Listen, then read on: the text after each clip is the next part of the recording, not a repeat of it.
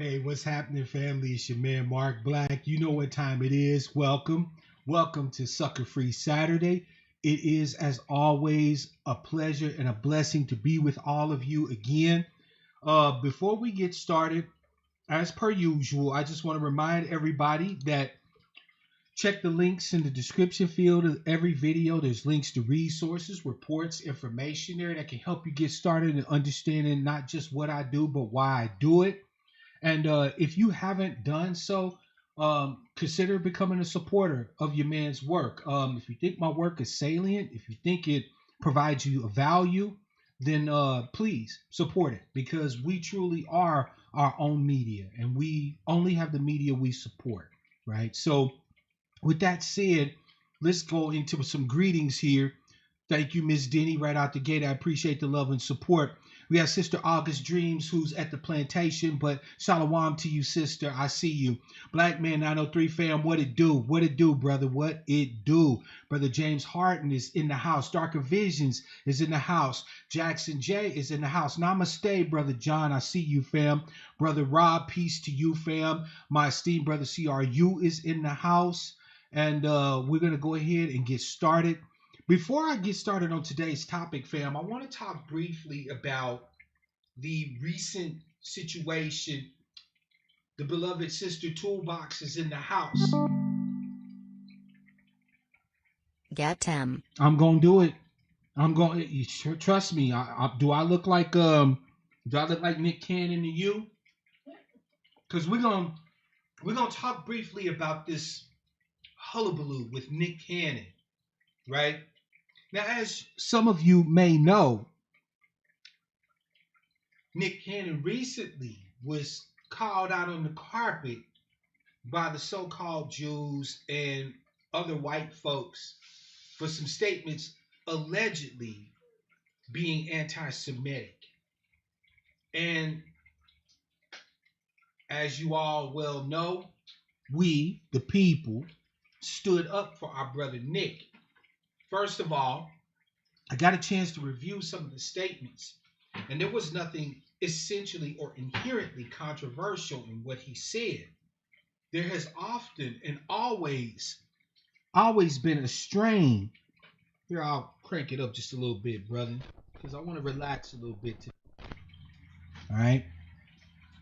There's always been a strain of our people who have felt or have understood us to be the lost tribe of Judah, right? We have Hebrew brothers and sisters that we love and esteem daily. Let's get it in. Well, we Fire, definitely gonna get fire, it in. fire. We definitely gonna get it in. We have Hebrew brothers and sisters that we esteem daily. Matter of fact, CRU is joking about my beard. Actually, my beard is inspired by my Hebrew brothers and sisters. I'm not trimming my beard no more. I'm not cutting it. I know it sounds crazy. I don't necessarily understand or agree with every one of their teachings, but the more I look at it, the more at least it makes some degree of sense to me, right? But saying that we are the Hebrews or we are the tribe of Judah is a far cry from saying anything about the Sephardim, the Ashkenazim, the Mizraim, and so on and so forth. Making that statement isn't inherently anti-them at all. Even though any student of history is clear on the fact that European Jews, for the most part, are the descendants of the Khazar. These people were Central Asian people that converted to the religion of Judaism in the 700s. They are of European descent. They are not Jews, or to be more precise, they're not Hebrews. They don't descend from any of the original 12 tribes at all. This is not Nick Cannon saying this. This isn't Mark Black saying this. This is their own historians. This is their own scholars that clearly state that while they are adherents to the ancient faith of the Hebrews, and you can debate that if you understand that theology better than I do. But as far as lineal descent from any of the tribes, they don't have it. They're European.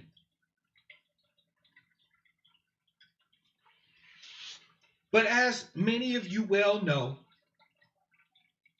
the brother immediately backpedaled, started issuing mea culpas all over the places, visiting rabbis and so on and so forth. Now, many of you were in degrees disappointed in the brother's response to the attack on his character. Many of you put yourselves out there to defend the brother, right? Now, I have my own personal issues with Nick Cannon. You know, I have a problem with people who know just enough to be dangerous, you know, who get a little bit of information and just run with it. You know, that's my own personal issue or my own personal bias. I don't like folk who study something on a surface level for a minute and then hold themselves out to be some sort of guru or master or being able to make pronouncements on things. Family, even when I tell you things that I am certain I know, I offer that information in humility, with the clear understanding that as a human being, I make mistakes. I could have gotten bad information. And I always encourage you to check the sources. Don't just trust in your man, Mark Black. Check my credentials. Check the paperwork. Check the sources. Okay? But Nick Cannon, since he started, being so super woke and shit, truth be told, he's made a lot of different pronouncements on a lot of different shit that, to be quite frank, it's just like, okay, who cares? Like, so what? You could be so damn woke, you rock yourself right back to sleep. You fall right into another dream.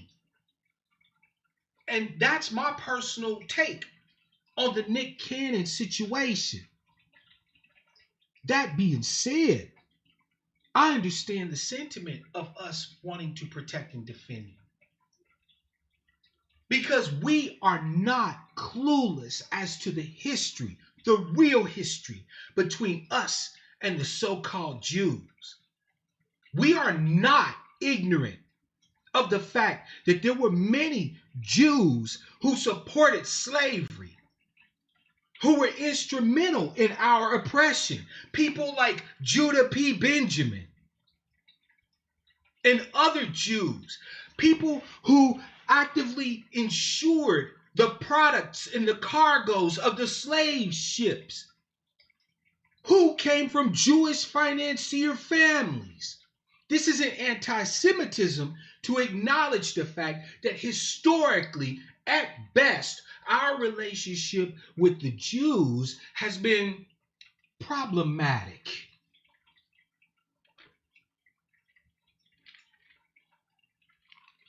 It is not anti-Semitic.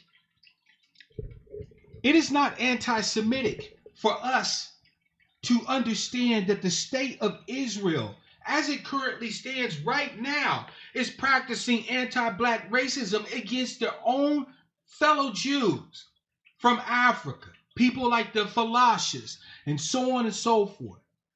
It is not anti-Semitic to understand that of all the states on the planet Earth who looked at South Africa during the apartheid era as a pariah state, the only people, by the way, thank you CRU for the correction, fam. I'm glad I'm able to improve the audio for you guys because I want you to hear what I'm saying.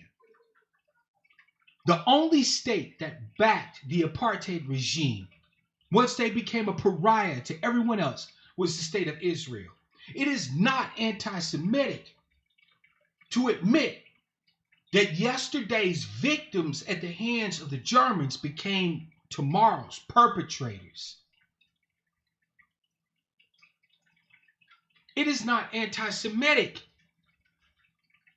to criticize not just the state of Israel, not just the state of modern Jewry around the world, but historically as well.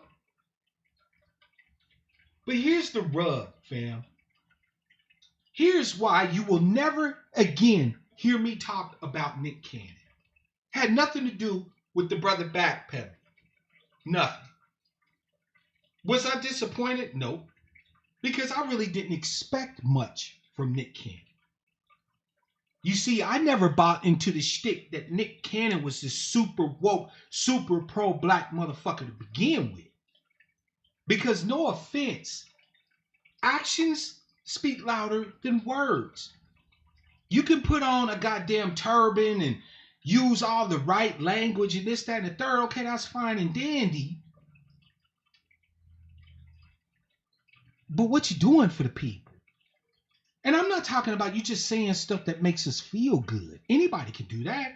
I'm not Nick Cannon, and I hopefully say things every time I broadcast that make you feel better about being who you are. And I do it with a hell of a lot less fame and a hell of a lot less resources than he does.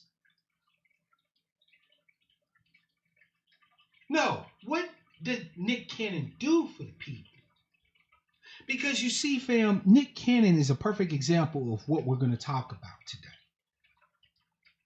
But the reason why I will not speak up on the behalf of Nick Cannon was because when we expressed our disappointment, not in what he said, okay? We did not, there was no black person in any of his mentions that I read that said, Nick Cannon, you are an anti-Semite. There was a few converts to Judaism, to Orthodox or white practice Judaism, who took him to task, because they're always going to ride with their co-religionists.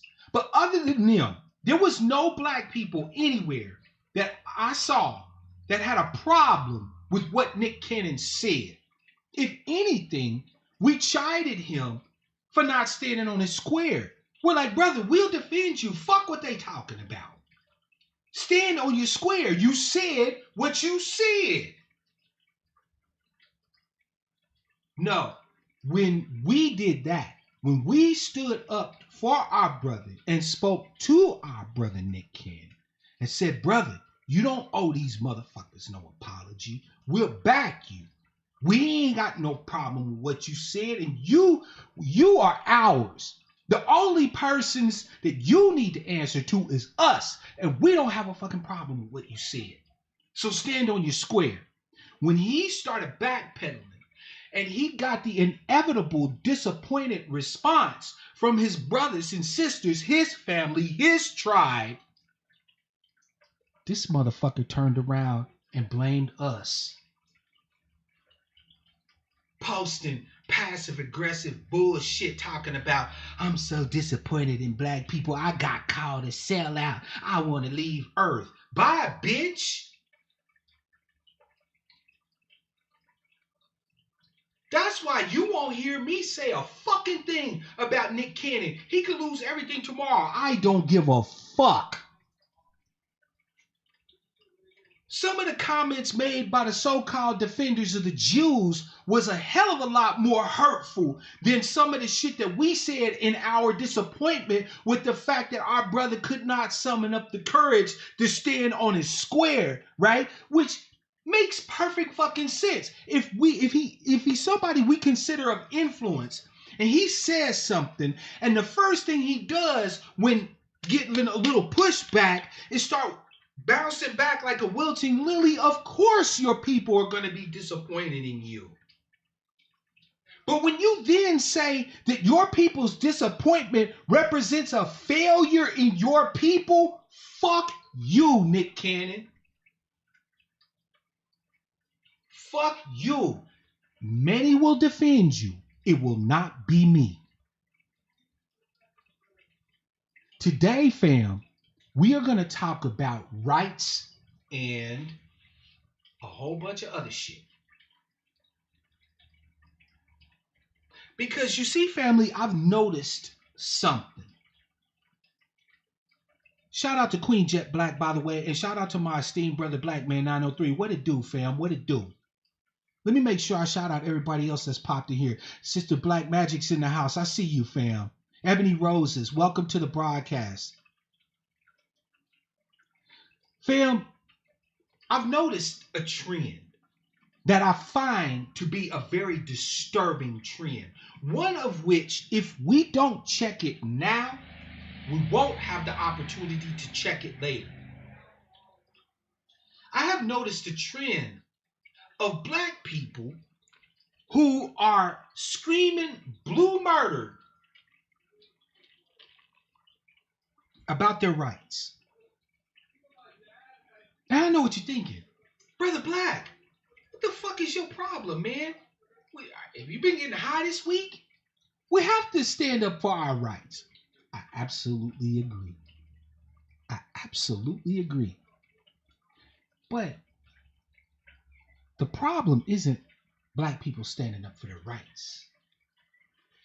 What we're not hearing from everybody, influencers, personalities, average everyday black folk, is nobody's talking about the responsibilities. Or did you think that rights was just what you deserve? Rights is the only thing you need to be concerned about. Where you have rights, you also have responsibilities. Let me explain a little bit about what I mean, fam. You say that you have the right to be protected from attack, right? From being physically accosted. Okay. Which means then that you also have the concomitant responsibility of not being an aggressor. Why is that? Because if you're claiming that you have the right to not be physically accosted, to be attacked, but you're going around attacking people, who do you think is going to honor that right? You running around kicking everybody's ass, but then you claiming you don't have the right, nobody has the right to hurt you. You have the right to be protected. Who's going to respect that? No, the right to be protected, to be safe, to be defended requires that you also be responsible for not attacking, not hurting, for protecting and defending people. Every right that you can possibly claim, fam, has a concomitant responsibility that goes along with it. Now, why is this important? It's important, fam, because we have fallen under an illusion, a misapprehension. We think that because whites demand rights, but never adhere to any responsibilities, that if we're going to ever be free, i.e. like whites, then we need to demand our rights and not give a fuck about responsibilities. But there's a problem. Demanding rights and prerogatives without adhering to concomitant responsibilities becomes tyranny. The very reason why white supremacy is so oppressive, so tyrannical upon us is because they claim prerogatives, but they owe us no responsibilities. They demand access to our labor, access to our head space, access to our homes, access to our bodies, access to our time. But they owe us nothing in return. Rights without responsibilities is oppression. It is tyranny.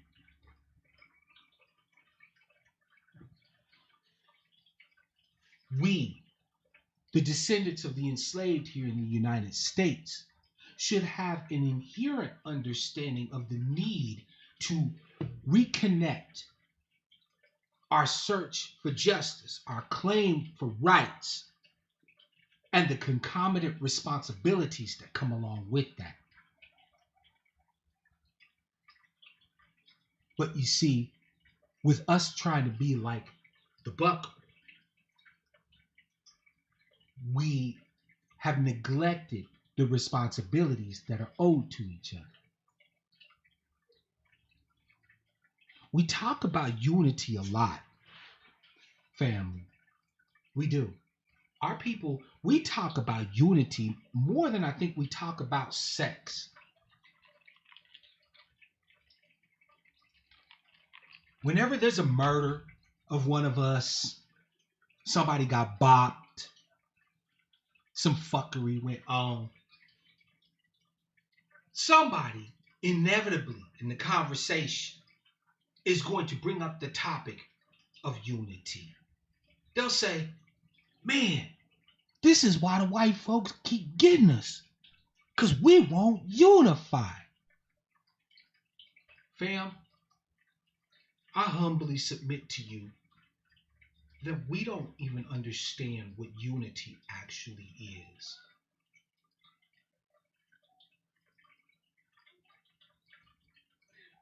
We labor under a multitude of illusions, misapprehensions, bits of reality we should see that we don't pay attention to.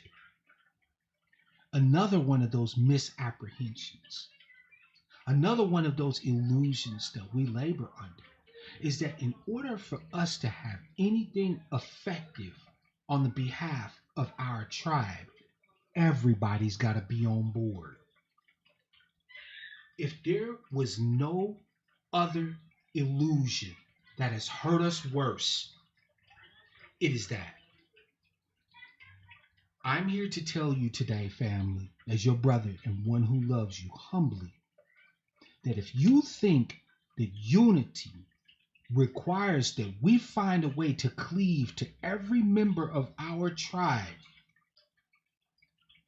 then you've been sold a bill of goods.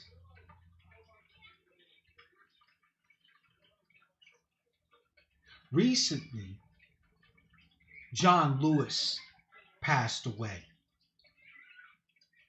As I said on Twitter, I couldn't honor the man in this life, but I won't dishonor him in death. All right? Our people have a saying: once you croak, all debts is paid. If there's a place for that man amongst our ancestors, then I hope he has it.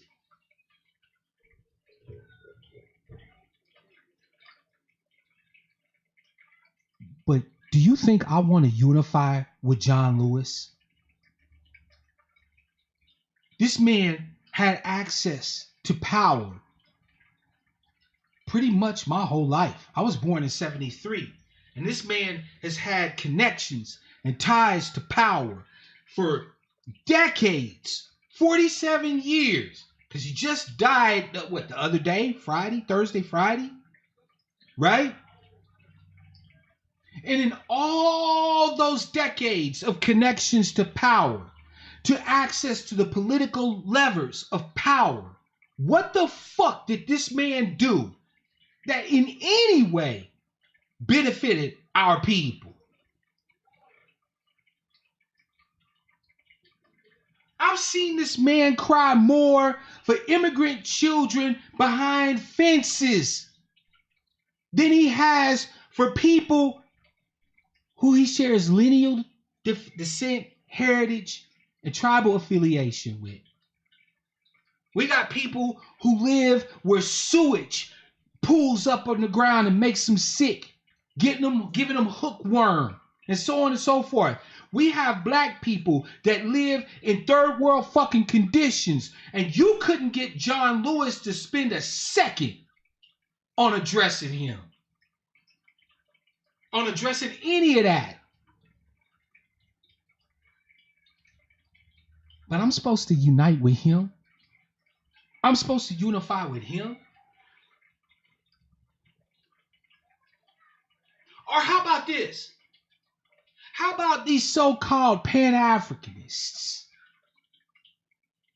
who tell me and mine that I have to wait for justice in my country until I get justice for every person with any degree of melanin on the fucking planet across the globe. But I'm supposed to want to unify with that? No. 1,000 times no. Unity does not require that we all be together simply because we share certain things. Unity requires that in spite of our differences, we let our commonalities tie us to collective action.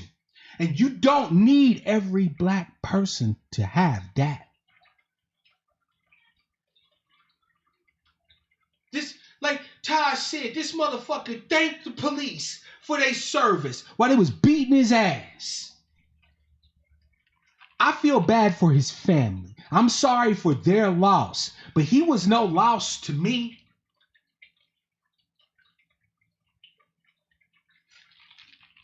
And I did not want to unify with that man. John Lewis was a selfish sellout. But I won't celebrate his death, but his departure wasn't a loss. Facts, that's where I'm at with John Lewis.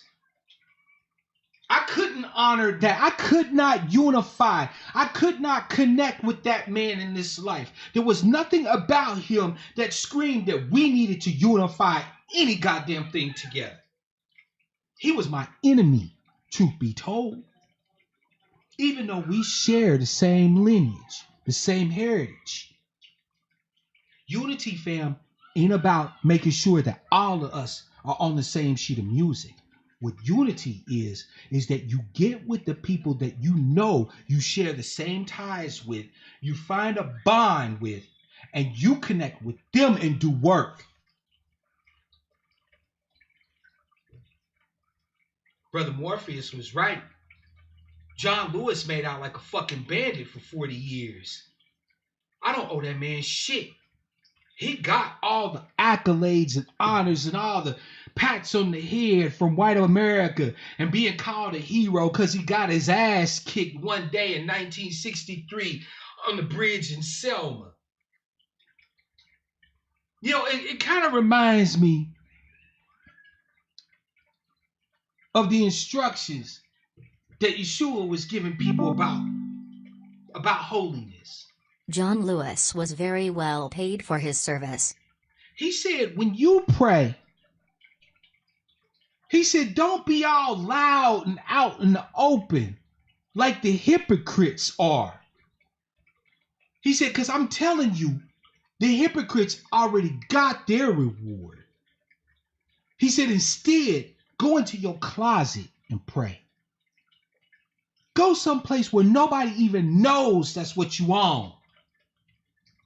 And you'll find your rewards there in that moment. John Lewis got the pats on the head and the butter biscuits and the checks. He got his reward. We don't owe him shit. Especially not unity.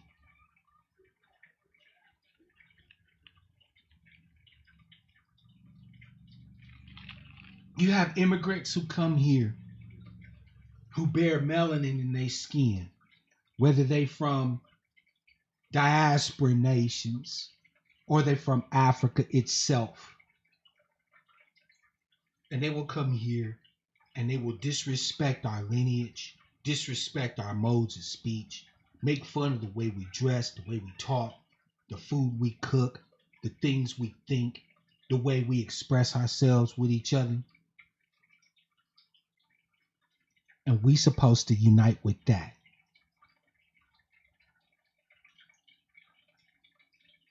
My beloved tribe, I tell you 1,000 times, we do not have to unite with any of them motherfuckers. We got people who are our own tribe who will sell us out at the drop of a hat, who, when push comes to shove, will spend all the rest of their lives making mea culpas, bootlicking, and looking for the next opportunity to throw us under the fucking bus. You, my beloved people, are not required to unify with them bastards.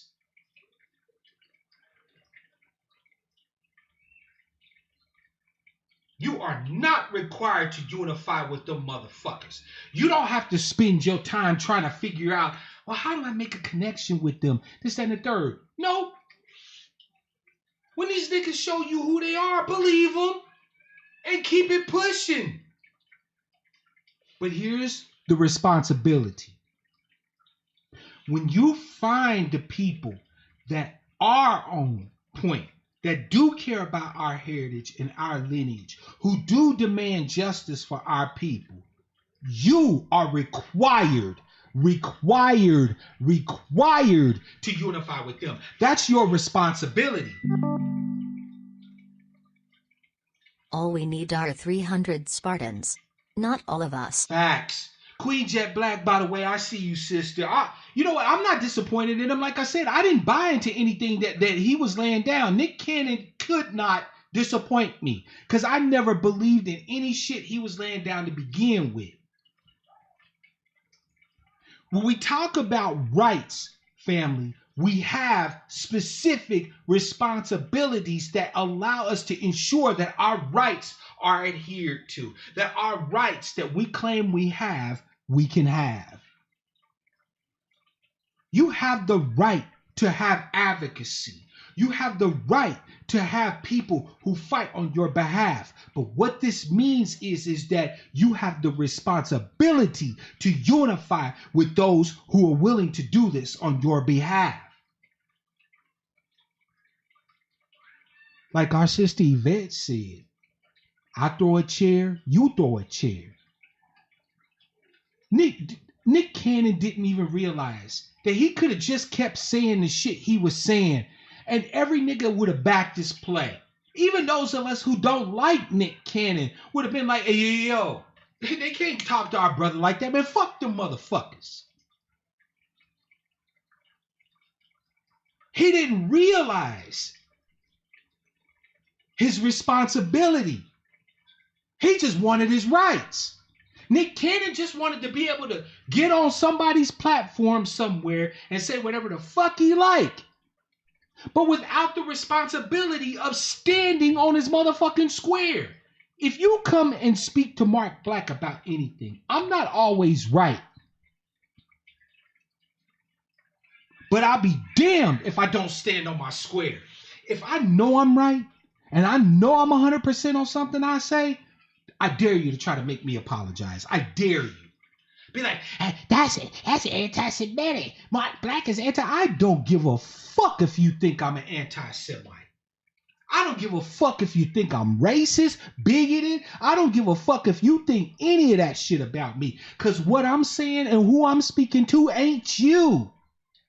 I have the right to speak what I want to speak, which means that I have the responsibility to find my people, my audience, and speak to them.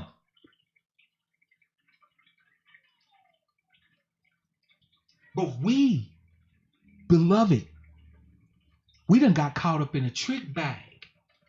We think that we can have it all our own way, that we can have all the rights in the world. But when it comes time to be held to account to your responsibilities, can't nobody tell you shit. Fuck you mean I'm supposed to do X, Y, and Z? I'm grown. I do what the fuck I want to do. But then you wonder why come you ain't got no rights. You wonder why come nobody honors your rights.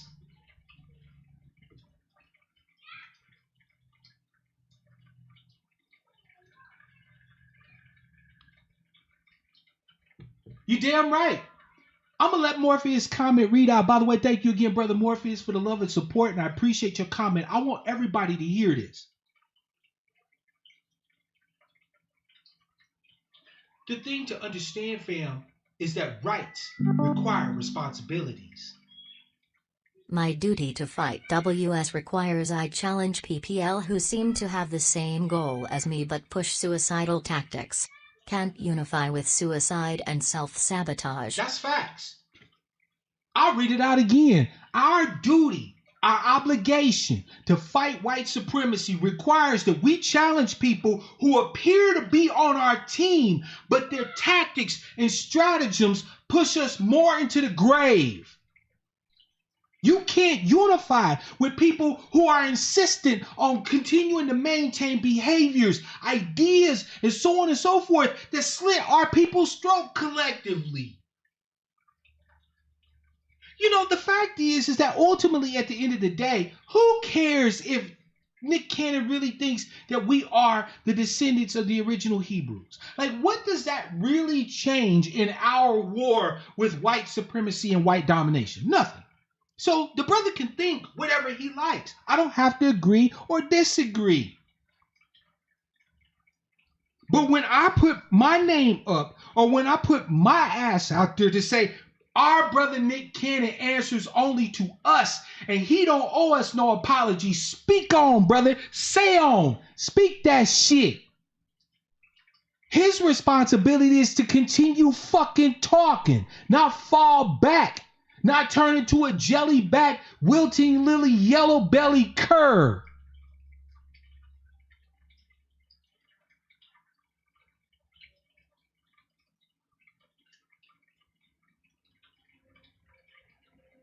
Shout out to Zulu, by the way. Peace, fam. I see you.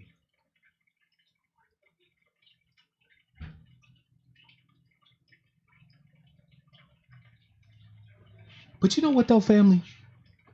Why are y'all still surprised at this particular point at the fuckery that comes from so-called black celebrities? I would have thought in the era of the Rona, at least, we would at least come to the understanding that there ain't shit a celebrity could say that we really give a fuck about.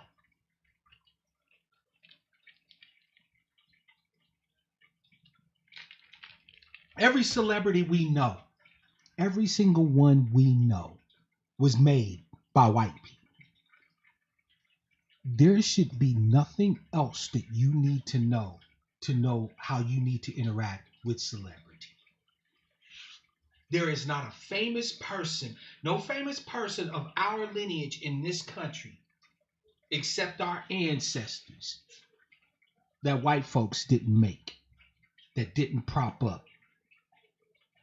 Whether it's Nick Cannon or Morris Chestnut or Sanaa Lathan or whoever the stars are, whether it's Viola Davis.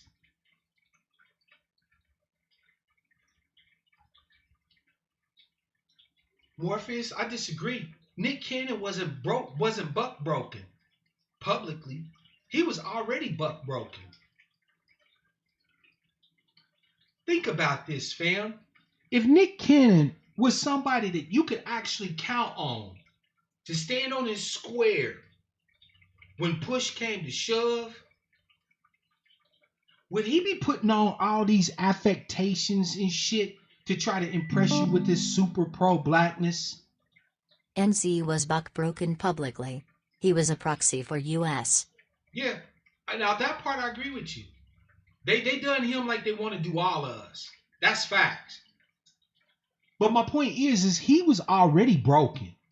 Nick Cannon was already a tool. Already. Think about this. This man is famous for a show where groups of black people and others, because they now, we got to have our people of color in there, like De La Ghetto and all the rest of them in this, that, and the third. But he was famous for making a show where they competed in who could insult and cut down the other one the most. Wilding out. This is Nick Cannon's claim to fame. Didn't nobody give a fuck about... I liked Drumline, but I didn't give a fuck about Nick Cannon after Drumline. It was a decent movie, but it wasn't like, oh man, Nick Cannon, this cat, No. Nick Cannon famous for putting on a minstrel show dissing other people, dissing other black folk for bread. And y'all thought that somehow or another he had discovered religion and became, enlightened and now was a man of the people?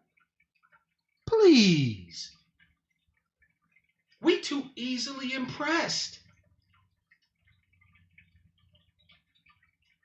We are way too easily impressed by these propped up figureheads.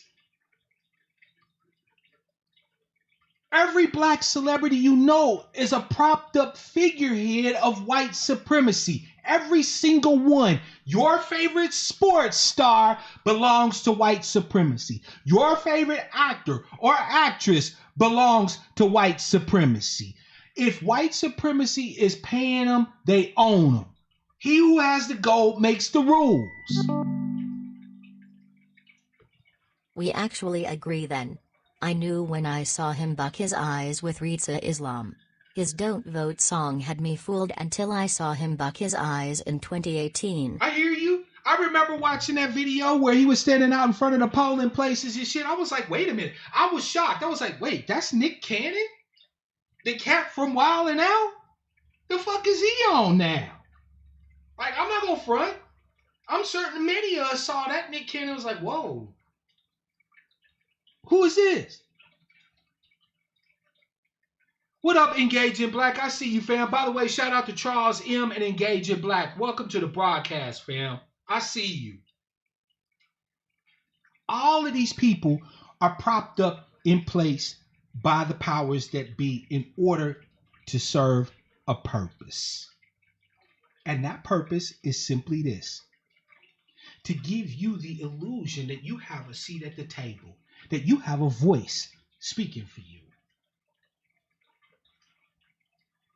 This is why whenever there's an issue with white folks and pets of Caucasians, people of choice, POCs, whenever there's an issue with them, they go get economists, they go get doctors, they go get educators, they go get, they get lawyers, right? They get actual authorities to address issues with them. When there's an issue with us, the very first thing they do is run out and look for one of the motherfucking entertainers they propped up to speak for us. They go out and they look for T.I. They go out and look for Jay-Z. They go out and look for motherfuckers like Nick Cannon.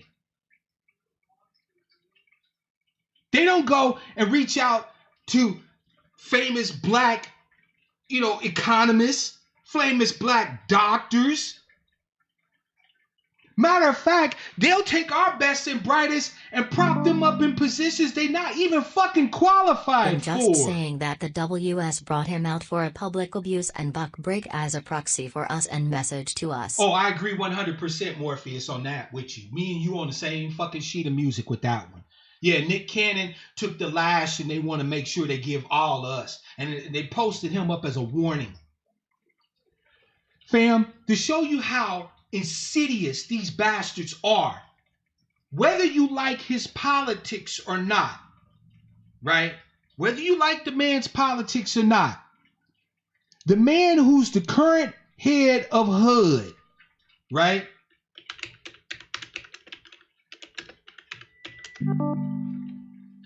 Dr. Ben Carson. Respect for the build.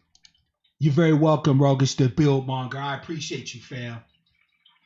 Dr. Ben Carson is far and away an authority in the area of neurosurgery. This man is famous. Do you understand me? This motherfucker is so famous in the field of neurosurgery that people would specifically request that he perform surgical procedures on their children. So explain to me why the fuck he's the head of housing and urban development? Make this shit make sense. Don't know why PPL are shocked about Nick Cannon since I was a kid when he had his own show which I couldn't stand. His audience was always WS. Absolutely. Think about it, fam. When it comes to problems and issues that white supremacists want addressed for them and their pets, they get real fucking authorities, and they get real fucking mad if you disregard their authorities. But when there's any problems that we want solved, any issues that we demand are addressed, any grievances that we demand redress for, they go out and they get fucking entertainers. They go get Toni Morrison. They go get Oprah Winfrey. I give a fuck about Toni Morrison or Oprah Winfrey. They not no authorities on the shit that we need to fix us. They're entertaining sometimes.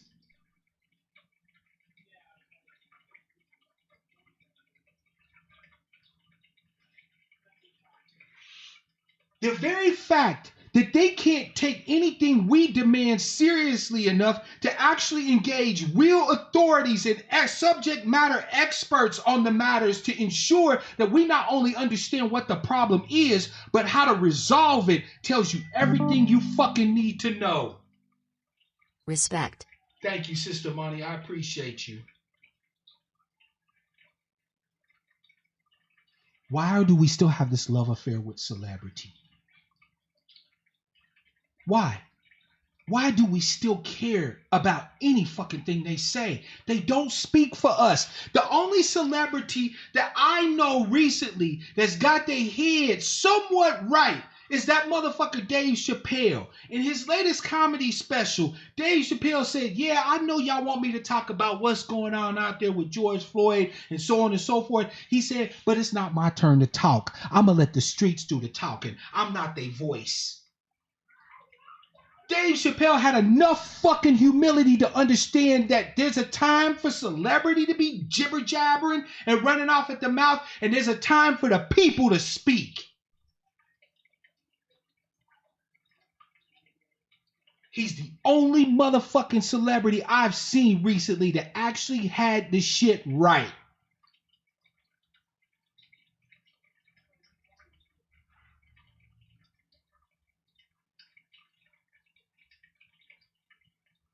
The only one. Family, this love affair of celebrity has got many of you.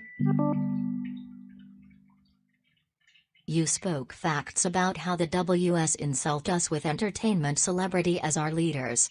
But also they use bull elite as shea butter agent activists. Absolutely. Absolutely. Absolutely, Morpheus. You know, family, lately, y'all been letting celebrity distract y'all from some real shit going on. For example, in case many of you weren't aware of it, the coronavirus is still a motherfucking thing. In case many of you weren't aware of it, although the legislature passed a law that required Florida to let their fucking former felons vote, the Supreme Court upheld the fact that these people gotta pay to play. That they have to pay fines and restitution in order to get the franchise back, in spite of what the laws say. Remember we had that conversation last week? White supremacy don't give a fuck about the law? You know, while y'all sitting up here talking about August Alsina and Jada Pinkett fucking and Will Smith being cuckolded, you got shit happening around you that you need to know about. And I'm sorry, but I couldn't give less than a fuck about who Jada Pinkett is fucking. I couldn't care less what Will think about it. I don't care if they partners, doonies, open marriage, life partners, homie, lover, friends. I don't care. I don't fucking care. But they got y'all chasing this shit.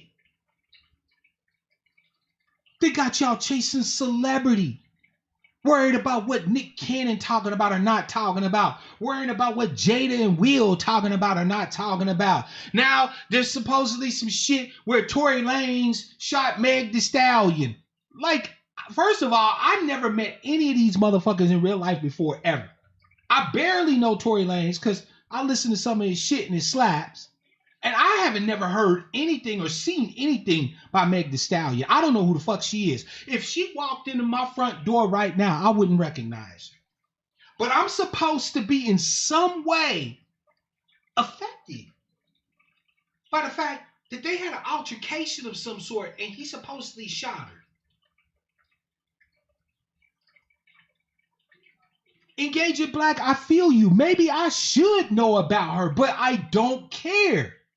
Meg Thee Stallion does not affect my fucking life in the least. Will and Jada, fucking whoever they fucking, don't affect my people's life in the least.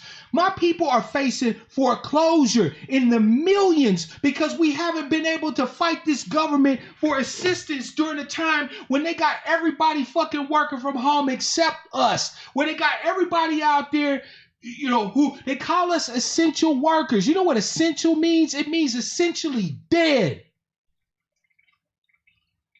Because we're the ones having to ride public transportation with these motherfuckers who thinks that it's violating their right to liberty to wear a goddamn mask. So we're dropping like flies at the hands of the Rona. Fam, we got real shit to worry about. I couldn't give a good goddamn about any of these celebrities. Tory Lanez could have shot... He could have shot motherfucking Terry Crews, and I wouldn't give a fuck. That shit don't affect me. And it don't affect you. We got justice to fight for. We got resources to fight for. We have each other to fight for. That responsibility for unity. When you know, like I know, then it's your duty, your responsibility to unify with me. You need to be coming to seek me out, like I need to be coming to seek you out. Because that's how we'll ensure together that we have the rights that we claim.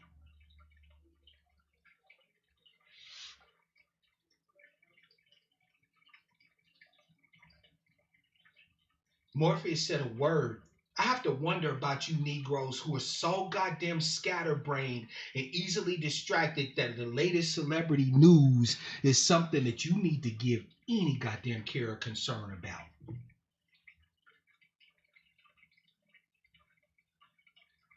You got people taking Meg Thee Stallion side saying that Tory's canceled. You got people saying that Tory taught us now is we fuck them hot girl summer. We shooting you bitches and this, that, and the third. Who cares? Who cares? Question the mind of those who obsess over celebs. Who gives a fuck, fam? We are in the greatest fight of our lives. Right now, today, with a battlefield so broad that literally there's room for each and every last one of us to get up there, stick our picket pin in the ground, pick our spot, and fight. And this is the shit we own.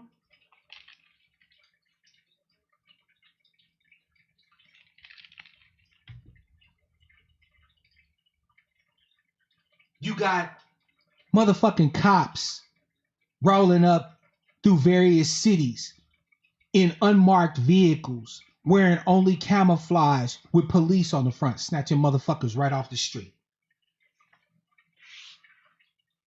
Did y'all know that? Did y'all know that that was happening?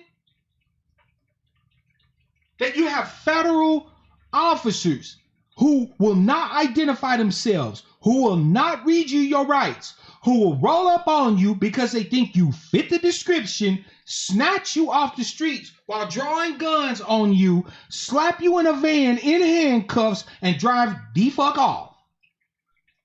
That's happening right now. Don't believe me? Look at what's going on in Portland. You don't have to take my word for it. Just do a quick Google search. Type in snatch and grab in Portland. They're snatching motherfuckers up and slapping them off in the vans and just driving off with them.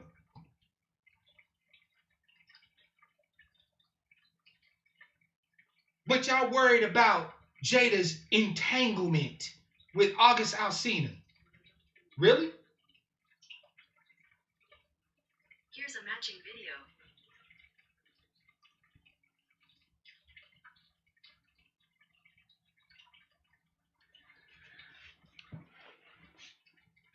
Toolbox, I was getting to it, sister. I was getting to it. I hope you plan to discuss the black guns. Recently, I did a broadcast where I discussed the need for us to tool up in collective and self-defense, regardless of your legal status and so on and so forth. Thank you for becoming an angry black sheep, Rogish man. We're glad to have you, fam. Welcome to the family. And fam, I want to remind you of something. You talk about rights, but when you talk about rights, you talk about social rights. You talk about rights that don't cost you really nothing to gain, right? When black people bitch about rights, we bitch about the right to vote. Voting don't really take you no effort to punch a hole in a piece of paper or press a goddamn touch screen or some shit like that, or fill out your mail-in ballot and send the motherfucker in with a stamp on it. That really don't take no effort. You complain about the right to say what you want to say, but anybody can talk. But when black folk come to you and talk to you about your right to defend and protect your people and your own black ass, you got a whole lot to say. When black folk come to you and they say, hey, ain't no justice in court, ain't no justice at the hands of these racist cops, these pigs, these police. So if you want justice, you're going to have to get the justice that we take. So it's time to tool up. When black people come to you and talk to you like that, you got some serious fucking problems. Nigga, you trying to get us killed. As if we ain't already dying. Nigga, you trying to get us locked up. As if we ain't already getting locked up. The not fucking around crew or not fucking around commission or whatever the name is, Grandmaster Jay. So far from what I've seen, I don't agree with them on everything, but I got mad respect for them. Marching up on Stone Mountain, the home of the Klan, with your straps, making them shut the whole fucking park down. That's something. That's really something. That's not nothing to sneeze at. I don't give a fuck what you feel about everything Grandmaster Jay says or speaks on. He talks about community policing. I'm an anarchist. I don't want no motherfucking police at all. But many of y'all are not comfortable. Y'all not, like them blue checks say, y'all not ready to have that conversation. So, but I don't have to agree with the brother to agree with his actions. When you march up on these motherfucking white supremacists tooled up, ready for bear, not talking, not chanting, not making slogans, just clack, clack, and rolling up, that's something. That's a big something. And it's a something that needs to happen much more often than it actually does.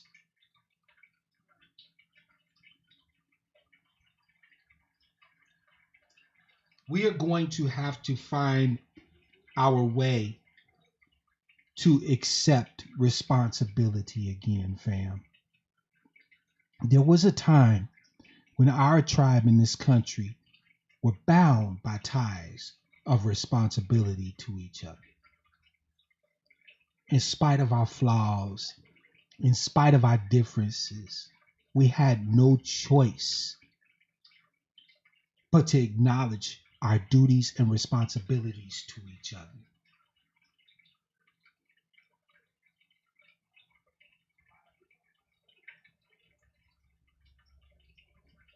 But I'm going to open up the lines here shortly. But before I do, I have one last thing that I want to talk about. Because we talked about responsibility. We talk about duty. We talk about what unity actually is. You really want to know why you can't unify with every black person? I got a secret that I want to share with you. Pop a one in the chat if you want to hear the reality, the real secret as to why unity with every member of our tribe is impossible. Because there's a simple secret that nobody fucking talks about. The reason why unity, in the sense that we understand it, not in the sense that it actually is, the reason why unity, the way we understand it, is impossible with every member of our tribe is very simple. Because at the end of the day, I cannot want more for you than you want for yourself. Do I need to say that again? Is this motherfucker on? Fam, I cannot want more for you than you want for yourself. How many of our tribe, fam, are at this point willing to fight, bleed, whether it's our blood or someone else's, and or die if need be, to ensure that the justice that's been owed us since the days of our sacred ancestors is honored? How many black people like that exist that you aware of? That don't just talk the talk, but are walking the walk, right? Because when your man Mark Black says to tool up, to make sure that you get your shit, I got mine. I got multiple of mine, and mine is yours. If you need me, my duty to my ancestors, my duty to my people to ensure our collective rights means that my weapon is your weapon. My heart is your heart. My efforts are your efforts. How many people actually think like that? How many?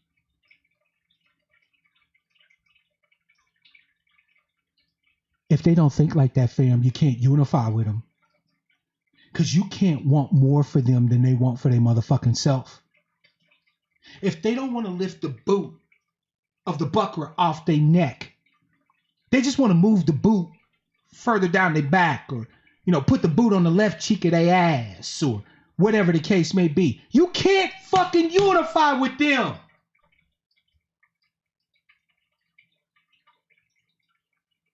If they don't want to end the domination of the buckler, but just want to take the buckler's place, right? In other words, they don't want to end domination over people, injustice over people. They just want to be the ones practicing the injustice or practicing the domination. You can't unify with them.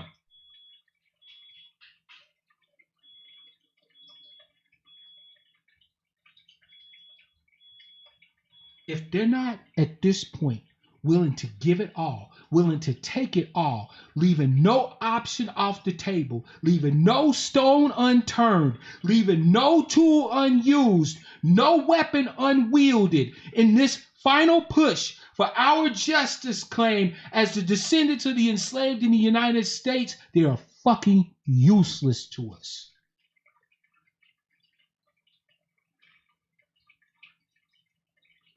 That's the secret. That's the one thing nobody's gonna fucking tell you. I can't want more for you than you want for your goddamn self. I can't want more from my tribe than my tribe demands for itself. That's the reason why unity, the way we understand it, is impossible. Because there is no way that you will ever get all of us, every single last one of us, to want to remove the boot. Some of us think that we can coexist with the boot on our neck. Some of us just want to move the boot a little bit. The pressure on our neck is too much, but if you just put the boot, put it right there in the center of my back. Okay, you want to stomp my kidneys? Okay. But at least it ain't on my neck no more. Right? You can't unify with the motherfuckers. There's no unifying with that.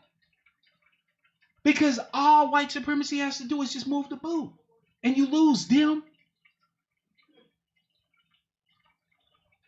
For those who are the domineering power mongers among us, who love to see strife amongst our people, the same niggas who's always talking about black on black crime and all that other bootlick talk. All white people have to do is give them a little position of authority over us, and we lose them.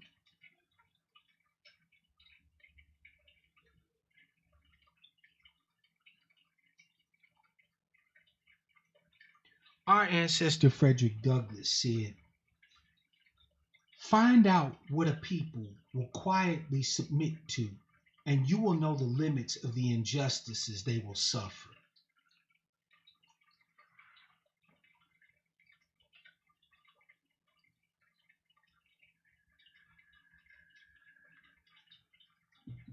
Find out what your so-called brothers and sisters will quietly submit to, and you will know the limits of the injustices that we all gonna face. You can't unify with them motherfuckers. You can't. You can't. You can't. It's impossible.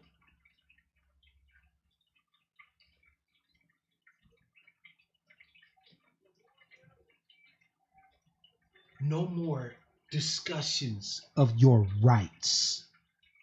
If you really want to be of service, if you really want to be helpful in helping us make this push, start thinking about what your responsibility to our tribes are, to each individual member of our tribes, to our community, to our families.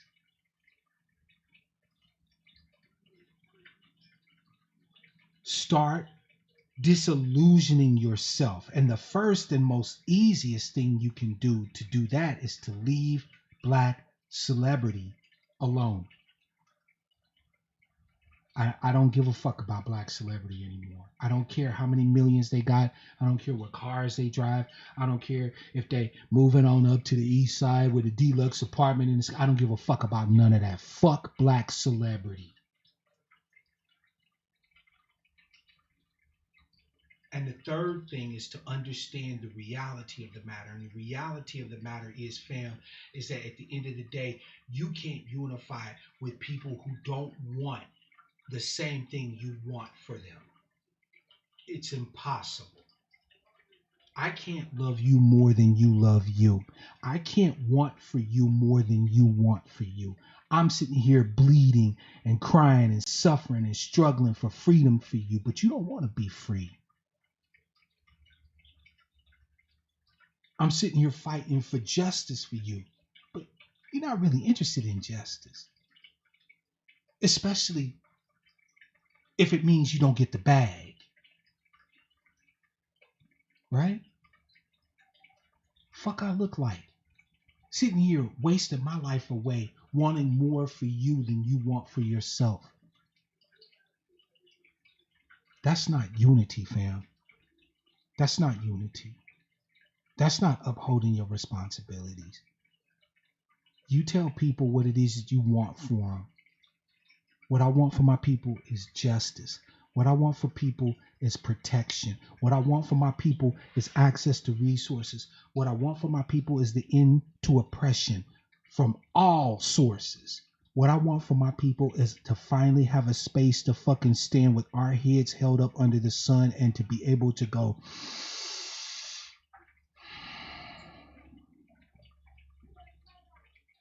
now those of you who want that, ride with me. You want anything other than that, fuck you.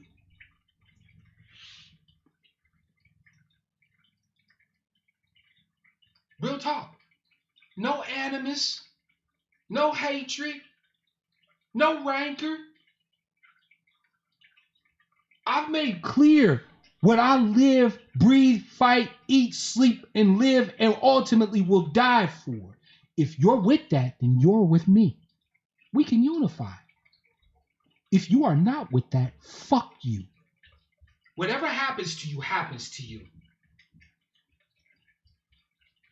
Don't come crying to me. Don't come complaining to me. Don't come begging to me. Don't ask me for shit. Go to those people that you thought supported the way you wanted shit. Go to those people that didn't want the boot taken off of their neck. They just wanted a little bit more comfort under white domination and supremacy. Go to them.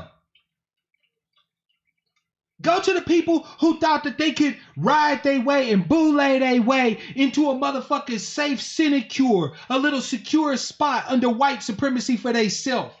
Go to them. I don't speak to you, and I don't speak for you, and you don't speak for me, or you don't speak to me. I couldn't give a good goddamn less if you lived or died. You either ride, as y'all are saying in the chat, or die. At this point, we don't have the luxury of anything else. Fam, you don't need to be giving these people a living space for free in your head. You've made it clear as angry black sheep what you demand. You demand protection. You demand access to resources. You demand the reparations, the remediation, the restoration, and the repair of us as a broken people, as an outcast people in our own country. You demand nothing less. So if anybody does not demand that with you, fuck them. You don't have to argue, fam. You don't have to have long, drawn-out debates. You don't have to try to dangle bait and save them. Fuck them. Fuck them and the horse they rode in on.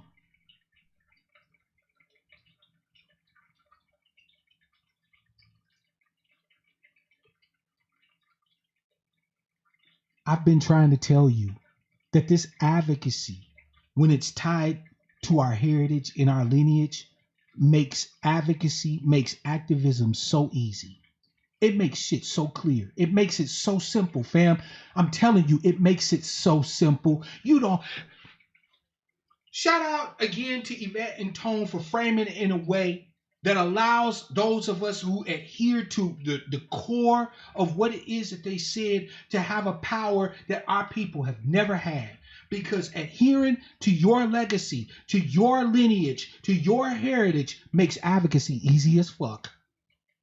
You don't have to second guess nothing. You don't have to sit there and stress out about nothing. You don't have to be trying to figure out who's on your side and who's not. You don't have to play no fucking mental mind games. You don't have to get caught up in loop-de-loop fuckery with celebrities. Our justice claim is all there is. Justice for our people, being made whole, restoration, reparations, remediation, repair, protection, parity. If you're not saying that shit, if you're not fighting for that, I couldn't give a good goddamn what happens to you. Nothing. I feel nothing. I got too much love and concern and care for my people that I know ride with me. I don't have time to be worried about what anybody else is doing. I don't care who fucking who worship what, who said something about somebody else. I don't care about none of that shit. I don't. Worship God how you see him or not. But if you can co-sign what I'm on, then ride with me. You don't have to tell me. Do it. Fuck who you want. I don't care. But if you about this justice for our people, you about us finally getting our due, then ride with me. It's the easiest shit in the world. That's the problem. That's why motherfuckers who saying what I'm saying, people who saying the shit that we're saying get so much flack because they do not want you to understand my people, my tribe. They do not want you to understand just how easy it really will be for us to gain the entire motherfucking world. They don't want us to know how easy it actually will be for us to have everything we never had before. That's why they keep you distracted. That's why they keep you focused on this and that. They want you focusing on this shit and they want you focusing on that shit instead of the fight.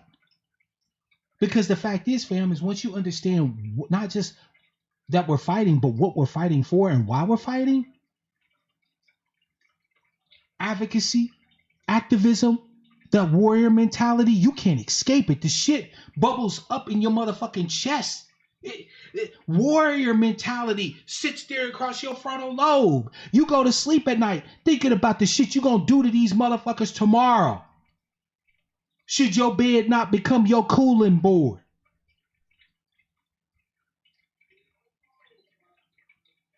And guess what, fam? Nobody's got to sit there and wonder if you on the team, because everything about you will scream that you on our team.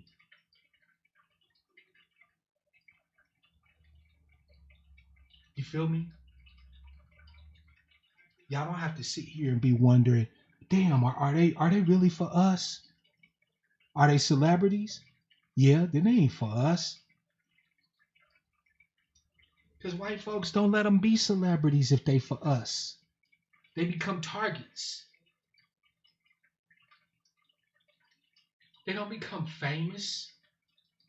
Not yet. Unless we make them famous. Micah and Cosmo are monsters. Unless we make them heroes. Corinne was stupid. Unless we make her a paragon. Sandra Bland was a sucker who got arrested and fucked up in jail. Unless we make her somebody of note. You build who it is that you look up to. You accept the people that speak for you, that tell the stories you need told, that speak the narratives that empower you. Fuck these celebrities. I got nothing for them. Nothing. There ain't shit Jay-Z can tell me. I don't even care about Colin Kaepernick. Funny, he ain't in the NFL no more, but his pockets don't seem to be hurting all that much.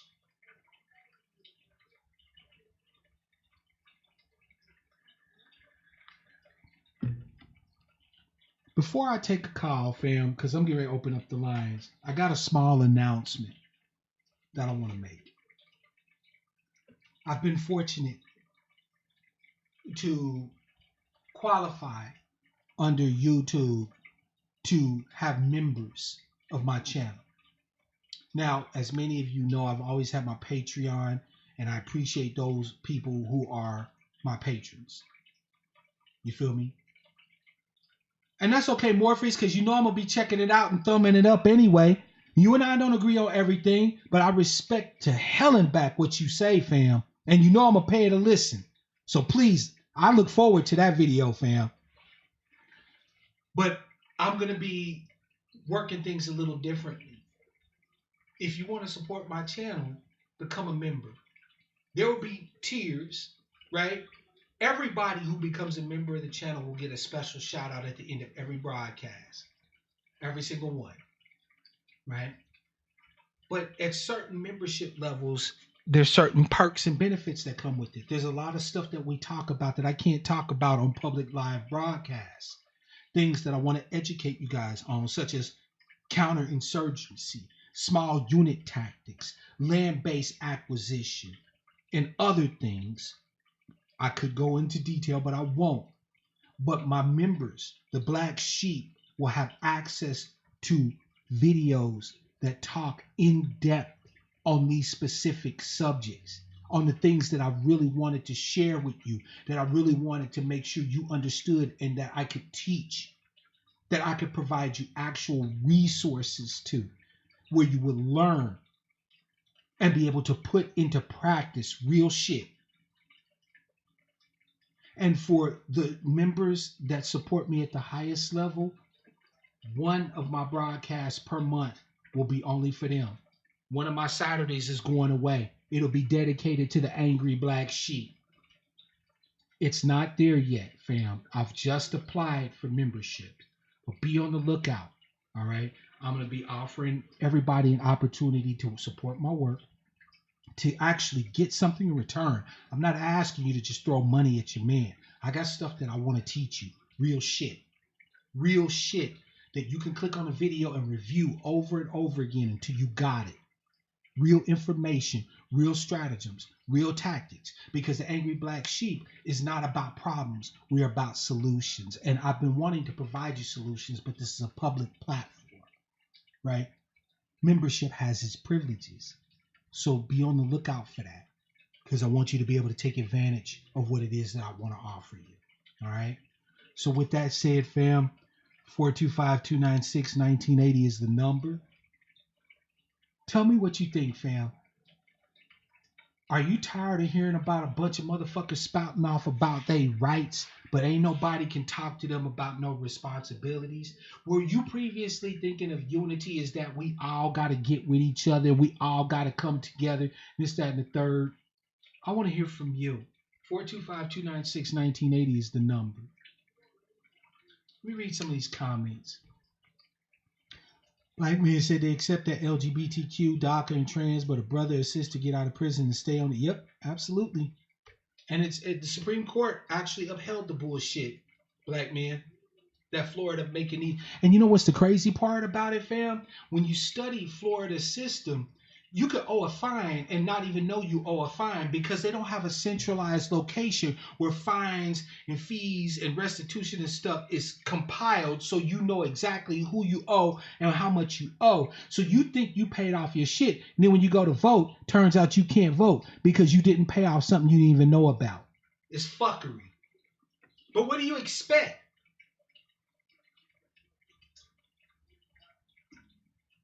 What do you expect? You got the right to vote, but you don't have the responsibility to fight to ensure that your vote is able to be counted. Well, you have the rights that you're willing to defend. No more, no less.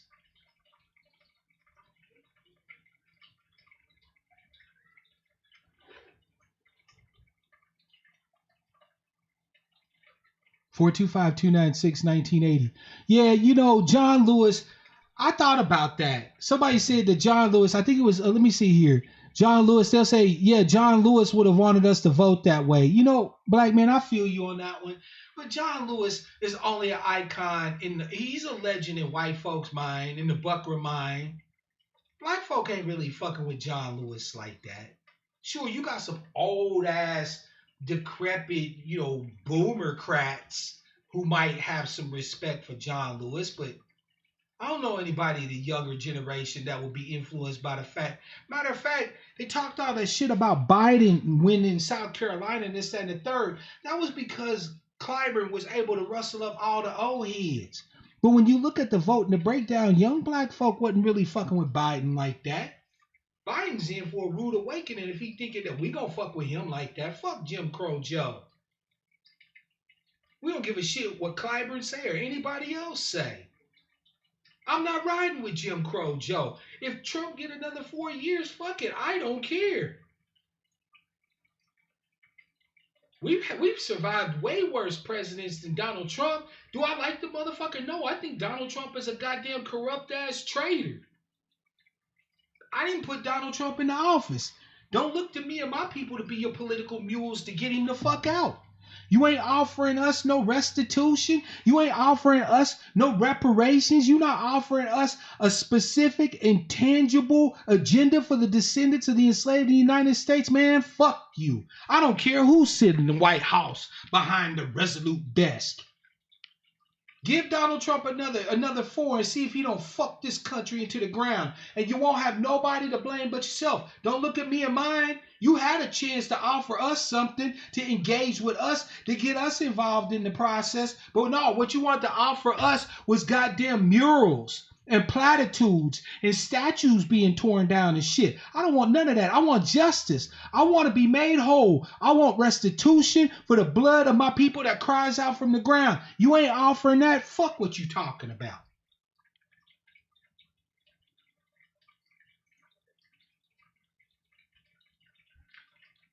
Yeah, cool. I spilled blood on that bridge and stuff. Man, I could give less than a fuck. You were stupid enough to march out there with Bull Connor and all of them, basically telegraphing they was gonna whoop your ass, and you got your ass whooped. That sound like you got what you wanted to me.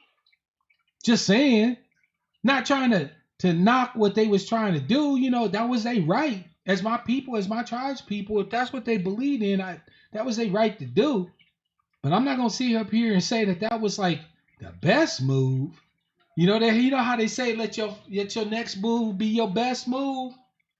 running up on Bull Connor after he done spent weeks in the local newspaper talking about all the ill shit he gonna do to you when you show up. And you show up without no steel. And you get night sticked and water hosed and dog sicked. I don't know what to tell you, fam. I don't know what to tell you. It sounds like you got what you wanted to me.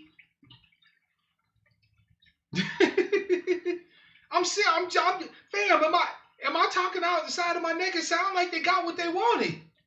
You know what I'm saying? And then on top of that, thank you, CRU. I was just gonna say the same shit. You get your ass whooped by the government, so then you go and become a part of the same government that whooped your ass. And not to actually do something for your people, but just to say that you made it. I spilled blood on that bridge in Selma. Look at me. I'm an icon. Yeah, you sure are, John. You sure are. Here, you want another biscuit? Fuck out of here. Now, I promised that I wasn't going to disrespect the man. I'm not. I can't respect that. I can't abide that. I can't abide that you sitting next to the levers of power for 40, 50 years and you don't do shit to help your people. If there's any justice for our ancestors, if there's any place where our ancestors still reside, I hope they got that nigga up against the wall and they checking his motherfucking paperwork.